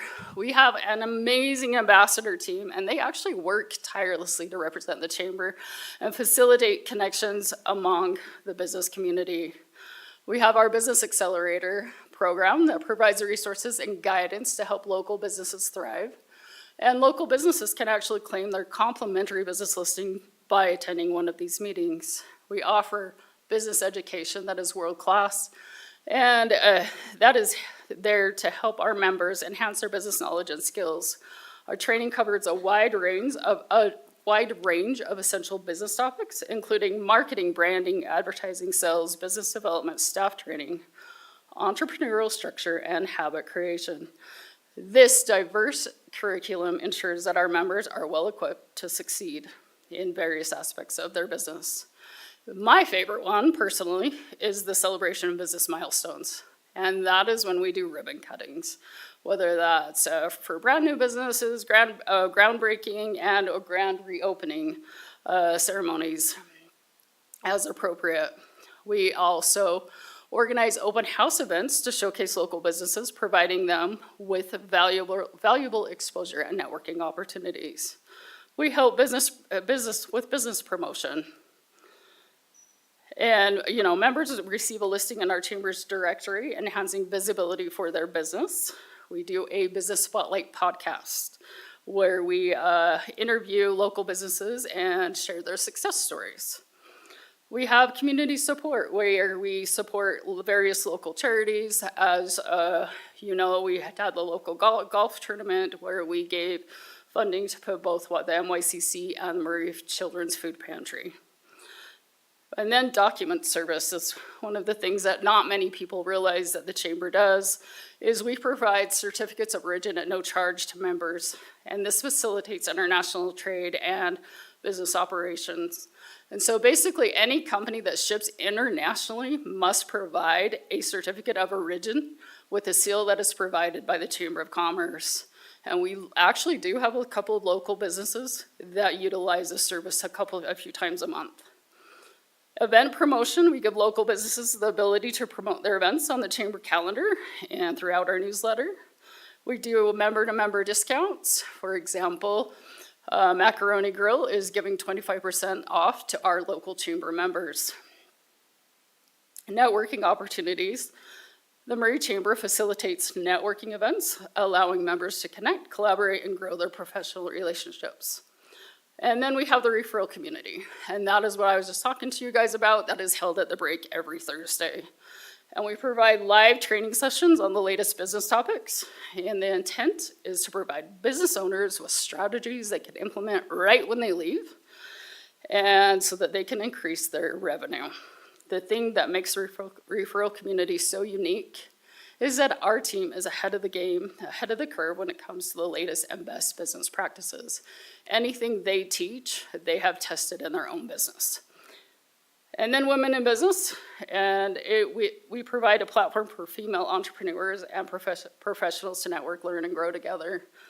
And youth engagement through our Murray Youth Community Council initiative, we invest in the future of our community by engaging and developing young business leaders. So we're actually expanding the Chamber, reaching out to help build surrounding businesses and building a strong network with other cities. So this is locations of businesses that we currently work with or come to our events. And as you can see, that there are actually people from Wyoming that drive down here to come to our events. And so there's anywhere from Bountiful to Ogden to Taylorsville, and we get told that we have the best events in the Valley. So what are we personally working on right now? Of course, we're working on our new membership, so we're updating each committee's policies and the Chamber's bylaws.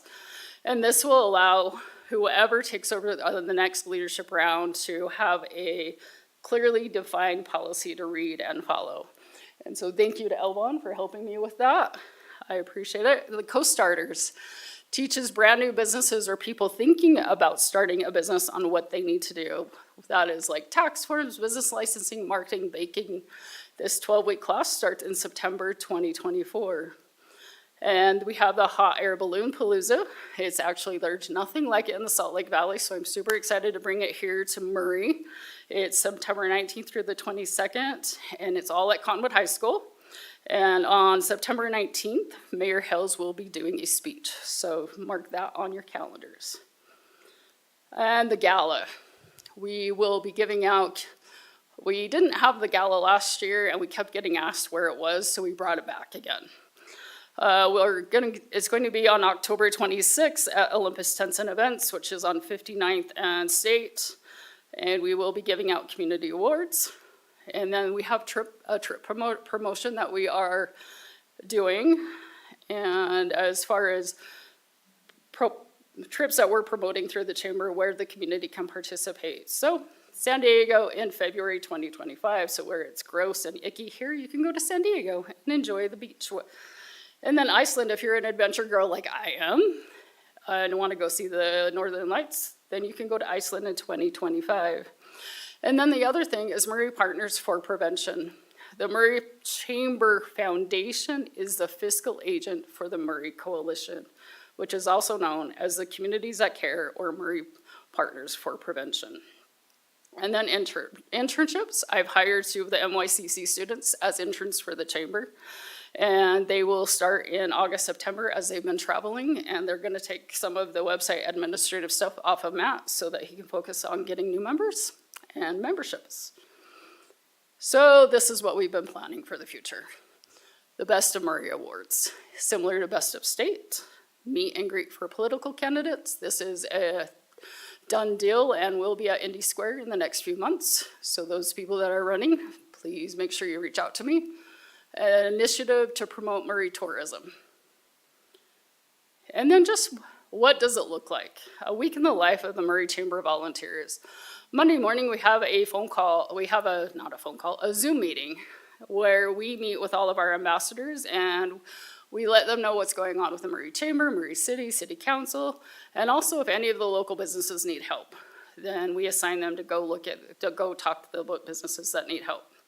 Tuesday morning, Business Accelerator, which I've already talked about. We serve at the food pantry the 3rd Tuesday of the month. Wednesday, we have board meetings, or we do ambassador breakfast at one of the local Murray restaurants. And then we also, once a month, do Women in Business. Thursday, we have the referral community that I talked about already. And Friday, we have networking with other chambers. And one of the things we actually did, we combined with the Boys and Girls Club, and we do Blue Door Networking, where we go and have the business network at their place and bring in some income to them as well. So I just wanted to do some statistics. This is the 6-year history and future trend of new Murray Chamber memberships, and this is by businesses located in Murray. So as you can see, the trend line is going up, and I just want you to note that these are the years are January through December 2019 to 2023, January to July on 2024. So you can already see that we're ahead of the curve right now. We're ahead of the game right now.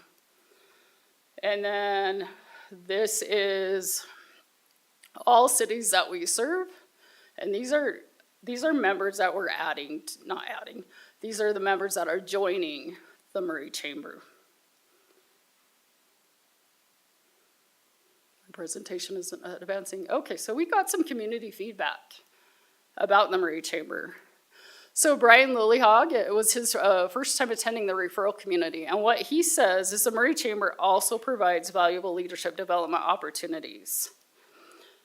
Annette Piper, she's been a member with the Chamber for over 20 years, and she says that the Murray Chamber is one of the best chambers in the greater Salt Lake community. And Dory has a local business here in Murray, and she says she has felt supported by the leadership of the Murray Chamber, which has provided great ideas and helped her succeed in business.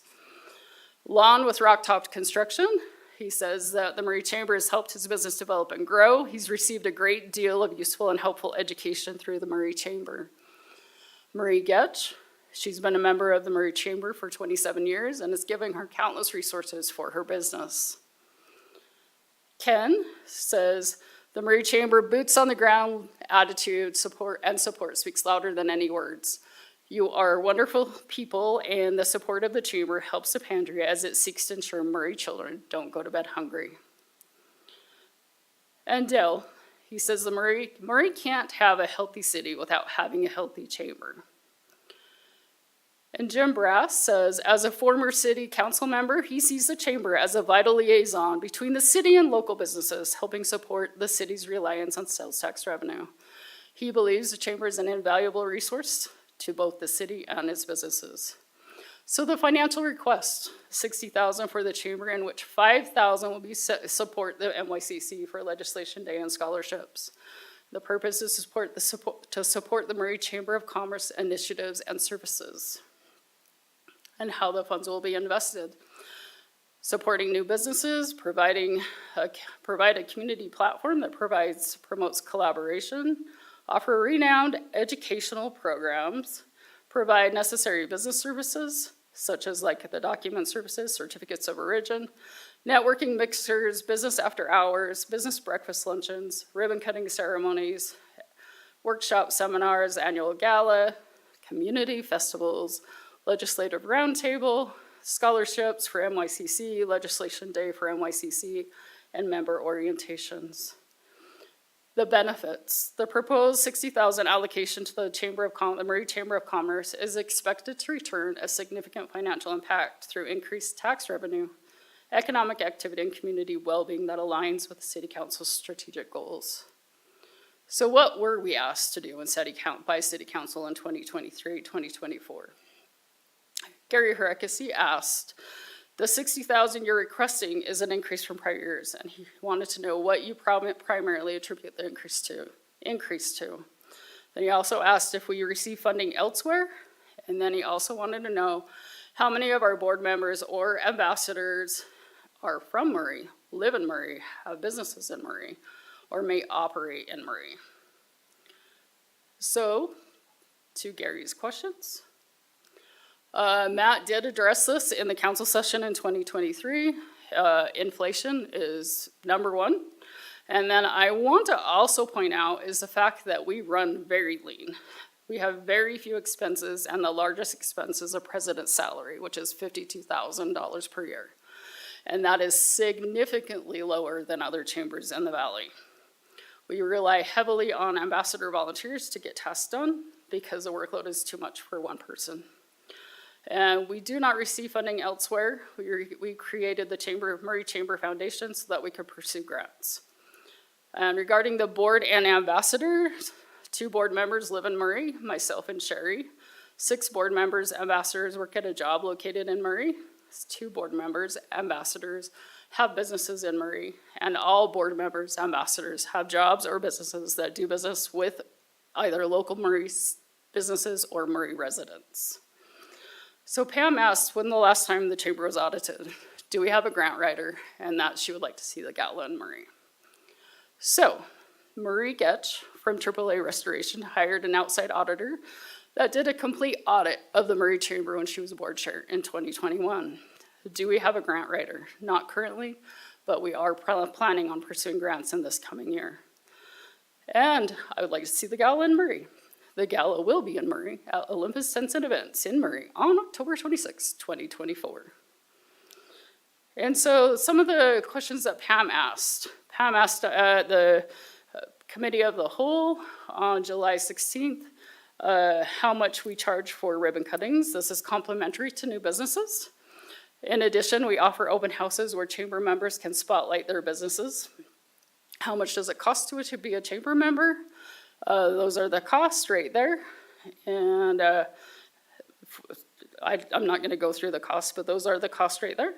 And then she wanted to know how many new businesses came into Murray, and out of that number, how many joined the Murray Chamber from July 2023 to July 2024. There was 312 new businesses licenses in Murray. 5 new Murray businesses joined the Murray Chamber during this period. In June 2024, we launched a program to offer new Murray City businesses a complimentary first-year chamber membership. And the Economic Development Specialist, Elvon, and the Murray Chamber President, Matt, have created a system that gives new Murray business owners access to all of the Murray Chamber benefits. And we are actually starting to see traction from this program. So for example, I can't seem to find it, but for example, this was an email we got last week where you can see that, how did you hear about the Murray Chamber? And as you can see, it says Murray City. So Diane asked if I don't know if I'm supposed to call you Diane or Councilwoman Turner, so I apologize. How much does it cost to be a new member of the chamber? How many members do we have? And then if we have a relationship with our Community and Economic Development Department. And so we have different levels for memberships. We just went over it. And we voted as a board to reduce the membership fees from what we presented last year to this lower amount this year to compete with the other membership organizations in the Valley. How many members do we have? In 2023, we had 100, and we currently have 115 members and counting. And do you have a relationship with our Community and Economic Development Department? Yes, we do now, and Elvon has been a huge asset with helping us, the Murray businesses and the chamber. So, one of the things that was asked is, does it cost to be on Good Things Utah? Yes, it does. It costs $1,700 to be on Good Things Utah. And because of our relationship with Channel 4, we can offer it to our members for $1,100. And then the request for MYCC. 2023 City Council Mayor requested City Council and Mayor requested the Murray Chamber include MYCC in the funding request, and that was to give $5,000 to MYCC. Over that time period, we gave them $6,000. We gave them a check for $2,500, and then $3,500 were given out in scholarships in May 2024. And then just as a note, that the Exchange Club is responsible for the MYCC's bank account. And so with that said, I would just like to thank you guys for letting me present. And, I love Murray. And, your support is going to just help us continue the mission and help our businesses here. So, any questions? So I forgot to mention potential conflict of interest. I am technically an ambassador, I guess, for the chamber. As you can tell, it's not very effective. I didn't even make one slide. And second off, I don't benefit off of this in any way, shape, or form. I actually view it as an extension of my council responsibilities to communicate what the chamber is doing to the council. So, just to clarify. So, any questions? I have a couple of comments. First of all, I'm really glad that Elvon is part of your organization. I think that's helpful. How long has he been on the February? part of that? February, yeah. How long? He started in February this year. So, yeah, that's awesome. I expect great things from you, Elvon, with the chamber. He's amazing, honestly. I We know, couldn't do I some wor- of the stuff that we're doing right now with the city if it wasn't for Elvon. Yeah, I'm really glad he's part of that. And I really do want the chamber to succeed. So, I think it's important that Murray have a chamber. That's one more part of our independence, is that we have our own chambers. So, anyway, thank you for your presentation. No, you're very welcome. And if you ever want to go on Good Things Utah, you just let me know. Yeah, no, I think not. I just wanted to say thank you. I know you all have been really actively working on events, and the Balloon Festival I know is taking up a lot of time along with the gala, and it's great to hear that it's coming back. So I think your guys' leadership has been amazing. You have a great cohort right now, and I think it's just a true reflection of what you guys are all doing. So thank you. Thank you, Rosalba. What are your OKRs, or how do you measure success? How do you say I've had a successful year? Oh, well, this is my first year as board chair. So as far as my what I would recommend, what I would say is, are we getting an increase in memberships? Are we getting an increase in people attending our events? Are we getting more community events? That's one of my initiatives, was more community events. Is because one of the things I didn't feel like that we had very much was community events. And like, if I go to Colorado, there's chamber events all the time. And so that would be what I'm doing right now, is increase in memberships, increase in attendance at community events, and more community events. So there's no specific goal per se, like 57 new members or 65 more people? No, I did present that when I was presenting at Committee of the Whole. It was a 10% increase. Okay. And we've already surpassed that, so I've got to create a new goal. Okay, wonderful, thank you. I believe that, yeah. Come to the mic. Yeah, you have to come up because people are watching online, they can't hear you. Yeah. Some of the other stuff we're measuring and we're getting feedback from real-time chamber members and community is the impact that we're helping them with their business, literally in the bottom line. I don't have all the numbers top of my head, but last year we've got significant reports from a plethora of members of how, on behalf of what we're doing at the chamber, at the referral community, has helped them increase their business significantly. Thank you. And one of the things from Good Things Utah, by setting up that partnership, a couple of people went on there. I think one of them, their increase was like 40% on their business just by going on Good Things Utah.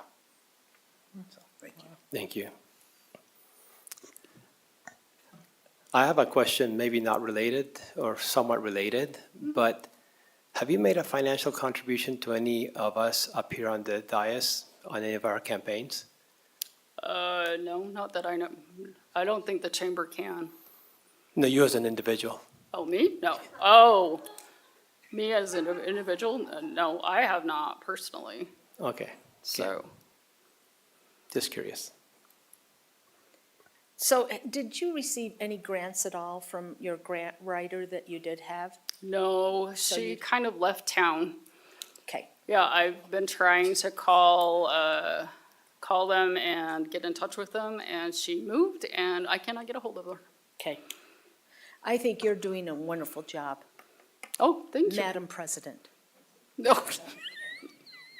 You're doing fantastic. Thank Thank you you. for everything that you've done, the presentation, everything. Working with Elvon, you're wonderful. But I do have some questions. Sure. And I know you'll get through them. So, in council, you'll have to bear with me.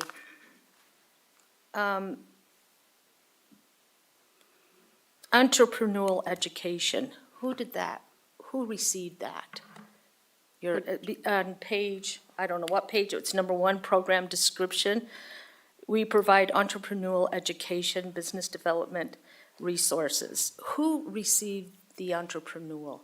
The people that come to our event, our like referral community or women in business or Okay, just the people that come to our educational events. okay. So And how is this benefiting Murray residents, the chamber?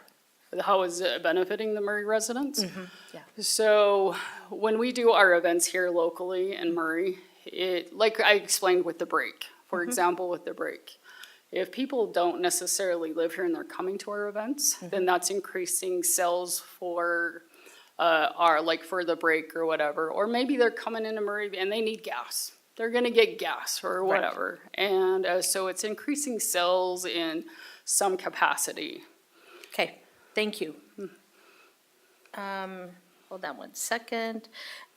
In your application, you didn't mention anything with the MYCC kids.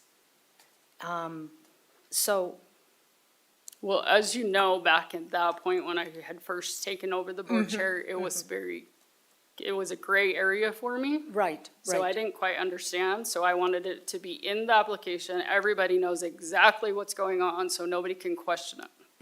Okay, Yeah. okay, thank you for supporting them. Number 5, it says currently we are impacting approximately 100 business or more per month. from 2023 to now, 2024, did you tell us how many business came in and joined? How many business? I was told there was 361 new businesses that came in. Out of that, how many joined? That was five. Five out of Five. the new business licenses that Okay. came in from Murray, joined the Murray Chamber. Okay. But as we had just started the initiative in June 2024. Right. For the complimentary chamber memberships. And how So many have taken that since 2024? 0.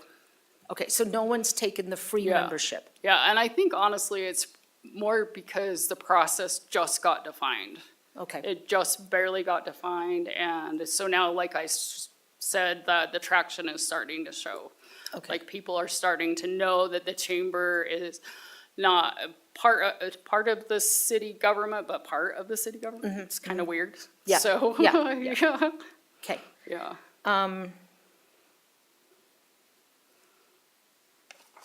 And then you said we expect that to increase that by at least 500 businesses per year. Could you come back every year and show how that is happening? That was number 5 Yep. of your questions that you filled out. And I was just wondering if you could come back and tell us that amount.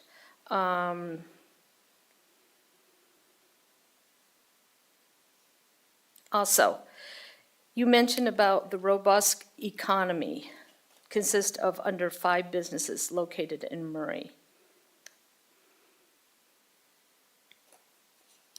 I don't, so. Well, tell number me- A, 10, A, it says, how does the appropriation benefits the community as a whole? Community-wide benefit, the appropriation benefits the community as a whole by fostering a robust local economy. When only 5 businesses joined, how is that helping Murray City's robust economy? So if you're saying over the last year, the 5 new businesses, and so I look at that a little differently than you're looking at it, is Okay. I'm looking at it as the community of Murray as a whole, not necessarily those new businesses that came in just recently. Okay. I'm looking at it like the robust economy of Murray. Murray is more economy where people come into work in Murray and then they go elsewhere to go live.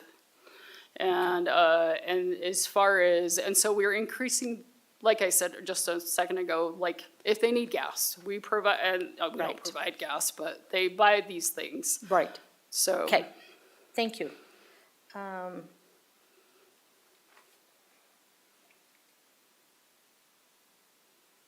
I just have a question. On your board, there's only you and Mrs. Van Bibber who live in Murray, correct? Who live in Murray. Yes. Yeah, as far as, yes. Okay. The answer to that is yes. Why isn't there more That live in board Murray? members that live in Murray, that have a business in Murray on the board? It's not for lack of trying. Okay. So, for whatever reason, we are not it's not that we're not attracting them, they just don't want to take that initiative to be on the board to do these things. Okay. It's a lot of work. I mean, as you know, it's a lot of work. I know, it is, it is. Plus, you have your job. Yeah, I also Yes. have a job. Yes, Yep. you do. Yeah. Yep, exactly.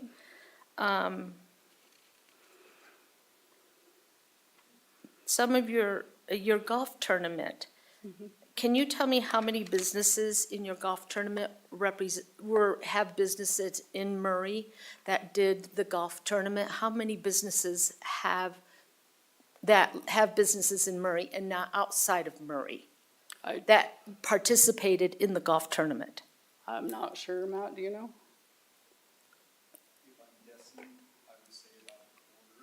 Okay, A quarter? Yeah.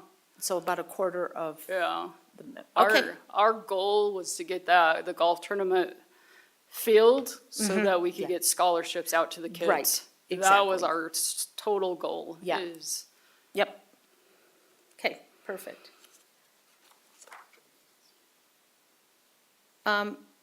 what is the percentage it's going to payroll? I heard that one person gets paid, or is there a group of people that get paid? Matt gets paid. Okay, so what is the percentage of your money, your financials, does Matt receive? The chunk of it, he gets paid $1,000 per week. Okay. As far as the percentage Okay, so goes. that's 4,000. Yeah, he gets A paid month. $52,000 a year. Okay, do you get paid at all? I get 0. So. Okay. I get paid by being here with you guys. I know you do, and you are great at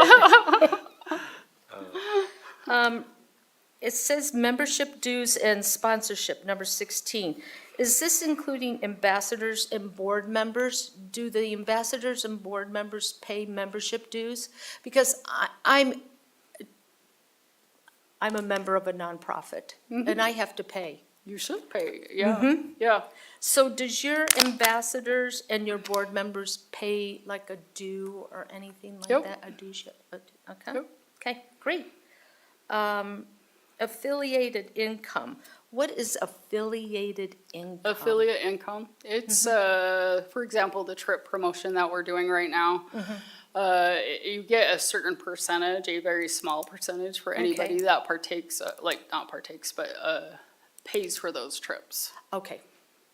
And that money went, and I can't ask that. Okay. So, Well, that's I'm good, done. because I don't know what Oh, you're. wait, hold on 1 second. Sorry, council.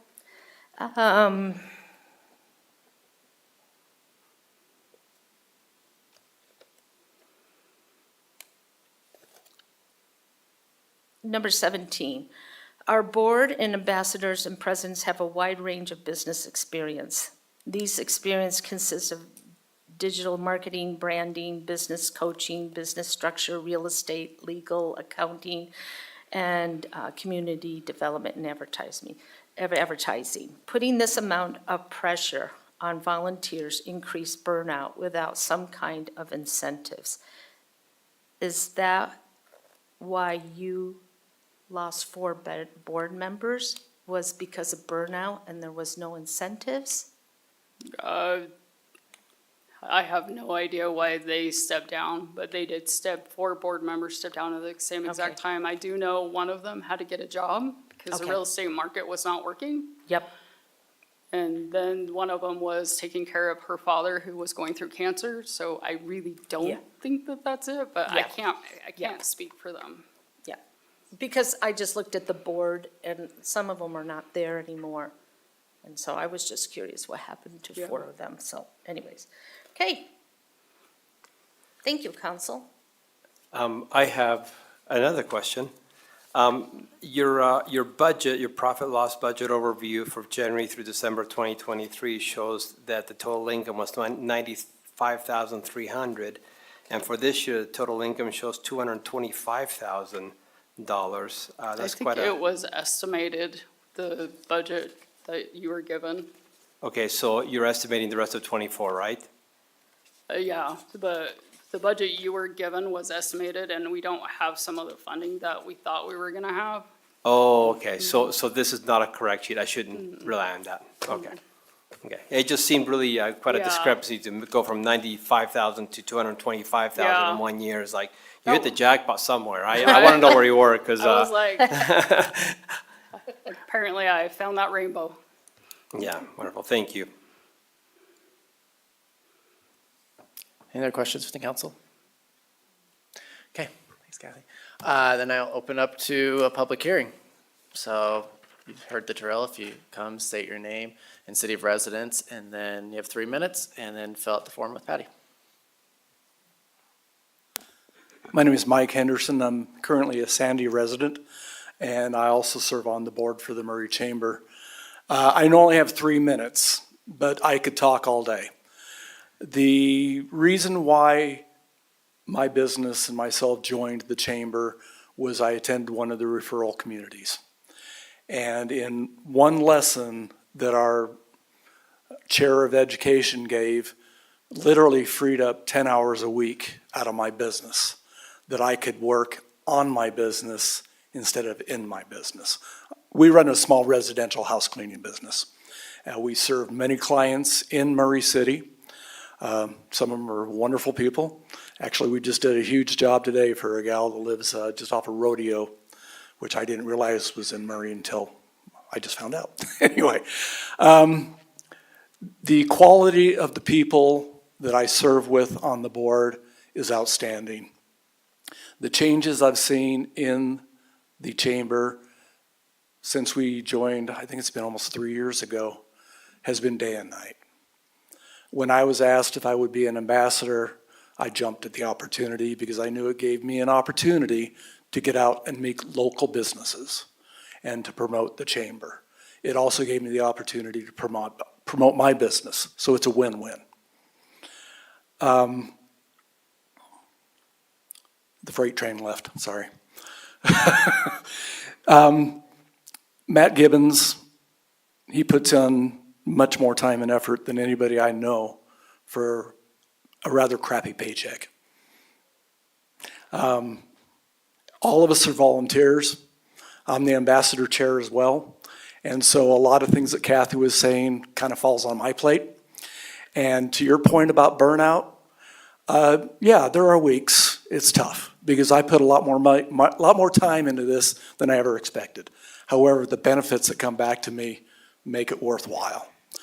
So with that being said, I fully endorse the chamber. They are a great organization. The vision that we have right now is going to take the chamber places. I really believe that the Murray Chamber will be recognized as the top chamber in the state with the leadership that we currently have. The sky's the limit. So thank you for your time.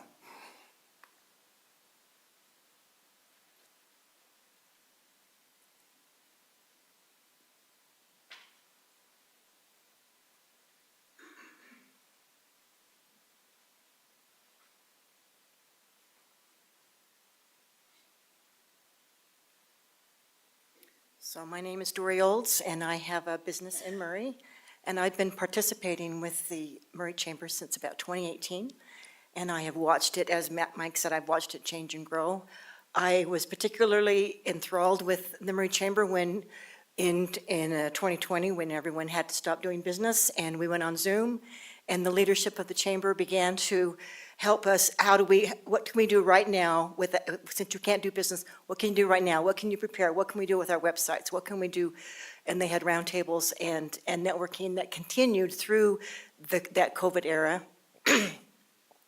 And I know for myself personally, the training and the education, the entrepreneurial training that Pam mentioned has been very valuable to me. And these are trainings that if I were to pay for them, they would be thousands of dollars. And there's experts in our community that are teaching how to do business in very specific areas that are very helpful. And those that are attending the referral community and doing the business accelerator and those kinds of meetings are getting that education, getting those education to really support and have business grow. So I love being part of that. I just was recently put on as a board member, and I have been an ambassador for a number of years. But I love working with Murray and being part of Murray Chamber.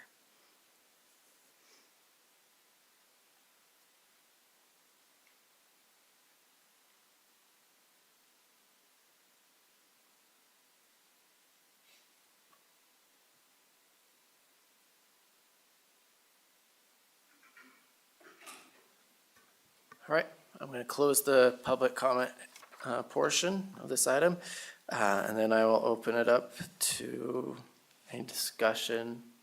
Okay, then I'll entertain a motion.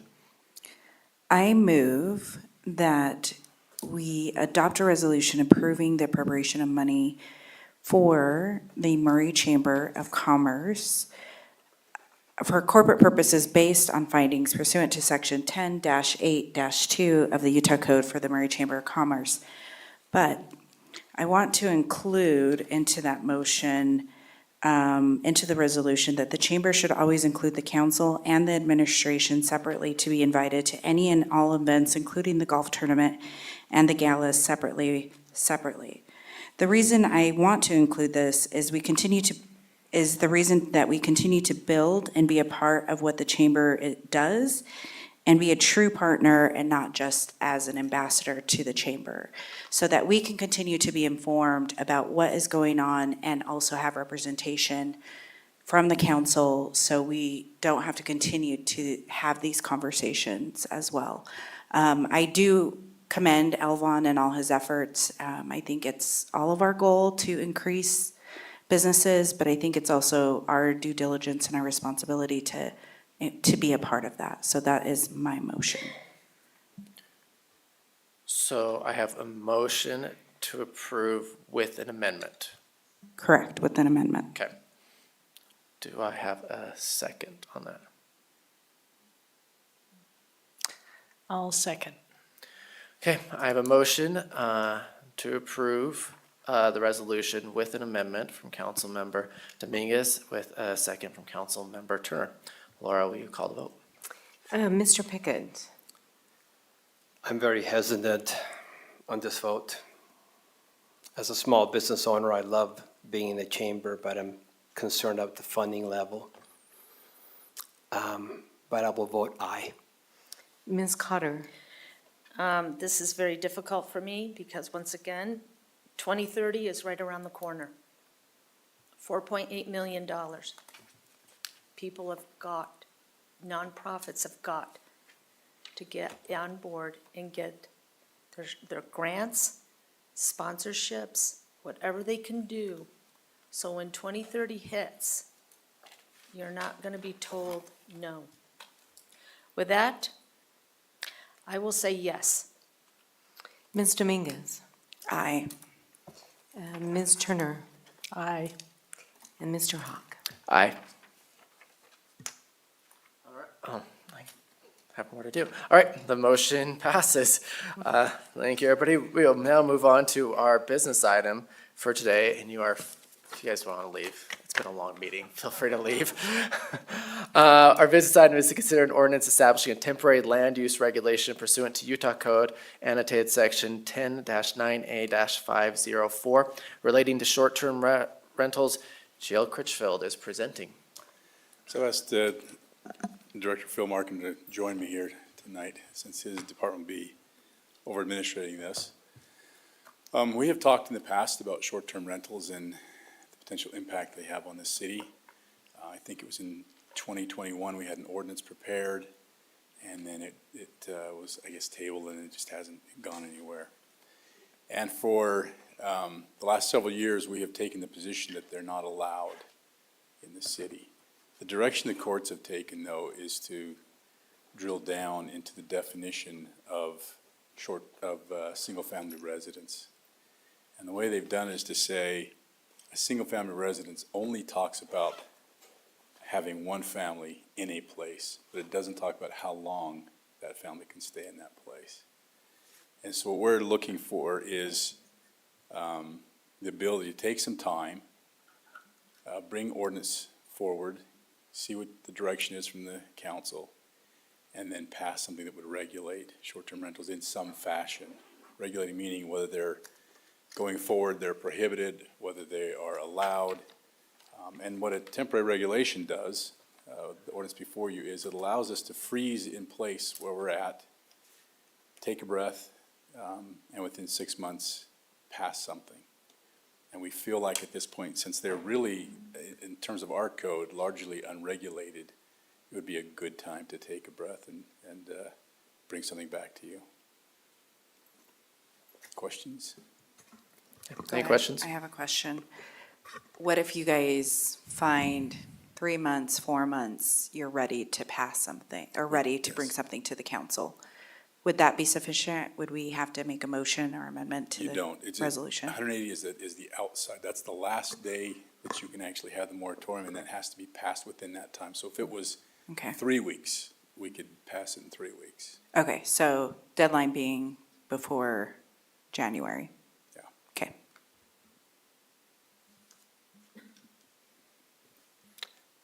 Any other questions? Last question. What about the current? So the current, you mean what's there now? What's out there now? What Airbnbs are Yep. out there now? Are they will they be in violation? What happens? Right now, they're not in violation. Right. Depends on which direction you want to go. Okay. Okay. All right, thank you. Okay, then I will entertain a motion. I make an motion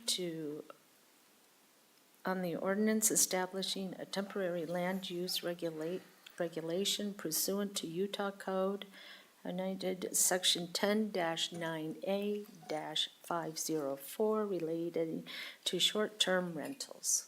Just clarification, is that to approve or deny? Deny. To approve. Okay. I got a motion from Councilmember Cotter and a second from Councilmember Pickett. Yep. Laura, you call the last vote of the night.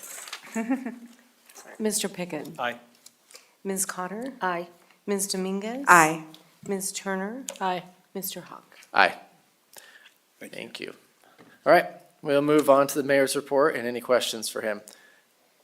Anything happened last week? What's that? Anything happened in the last 7 days? No kidding. Yes, we have that group of firefighters that were down south have returned home safely. Then we have 3 more firefighters that were deployed to a fire in Oregon. So they're there. Just for your information, Farmers Market starts this weekend. So that's a big draw.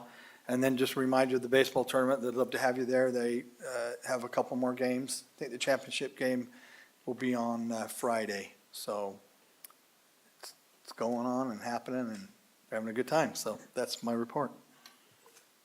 Thank you, Mr. Mayor. Then we are adjourned.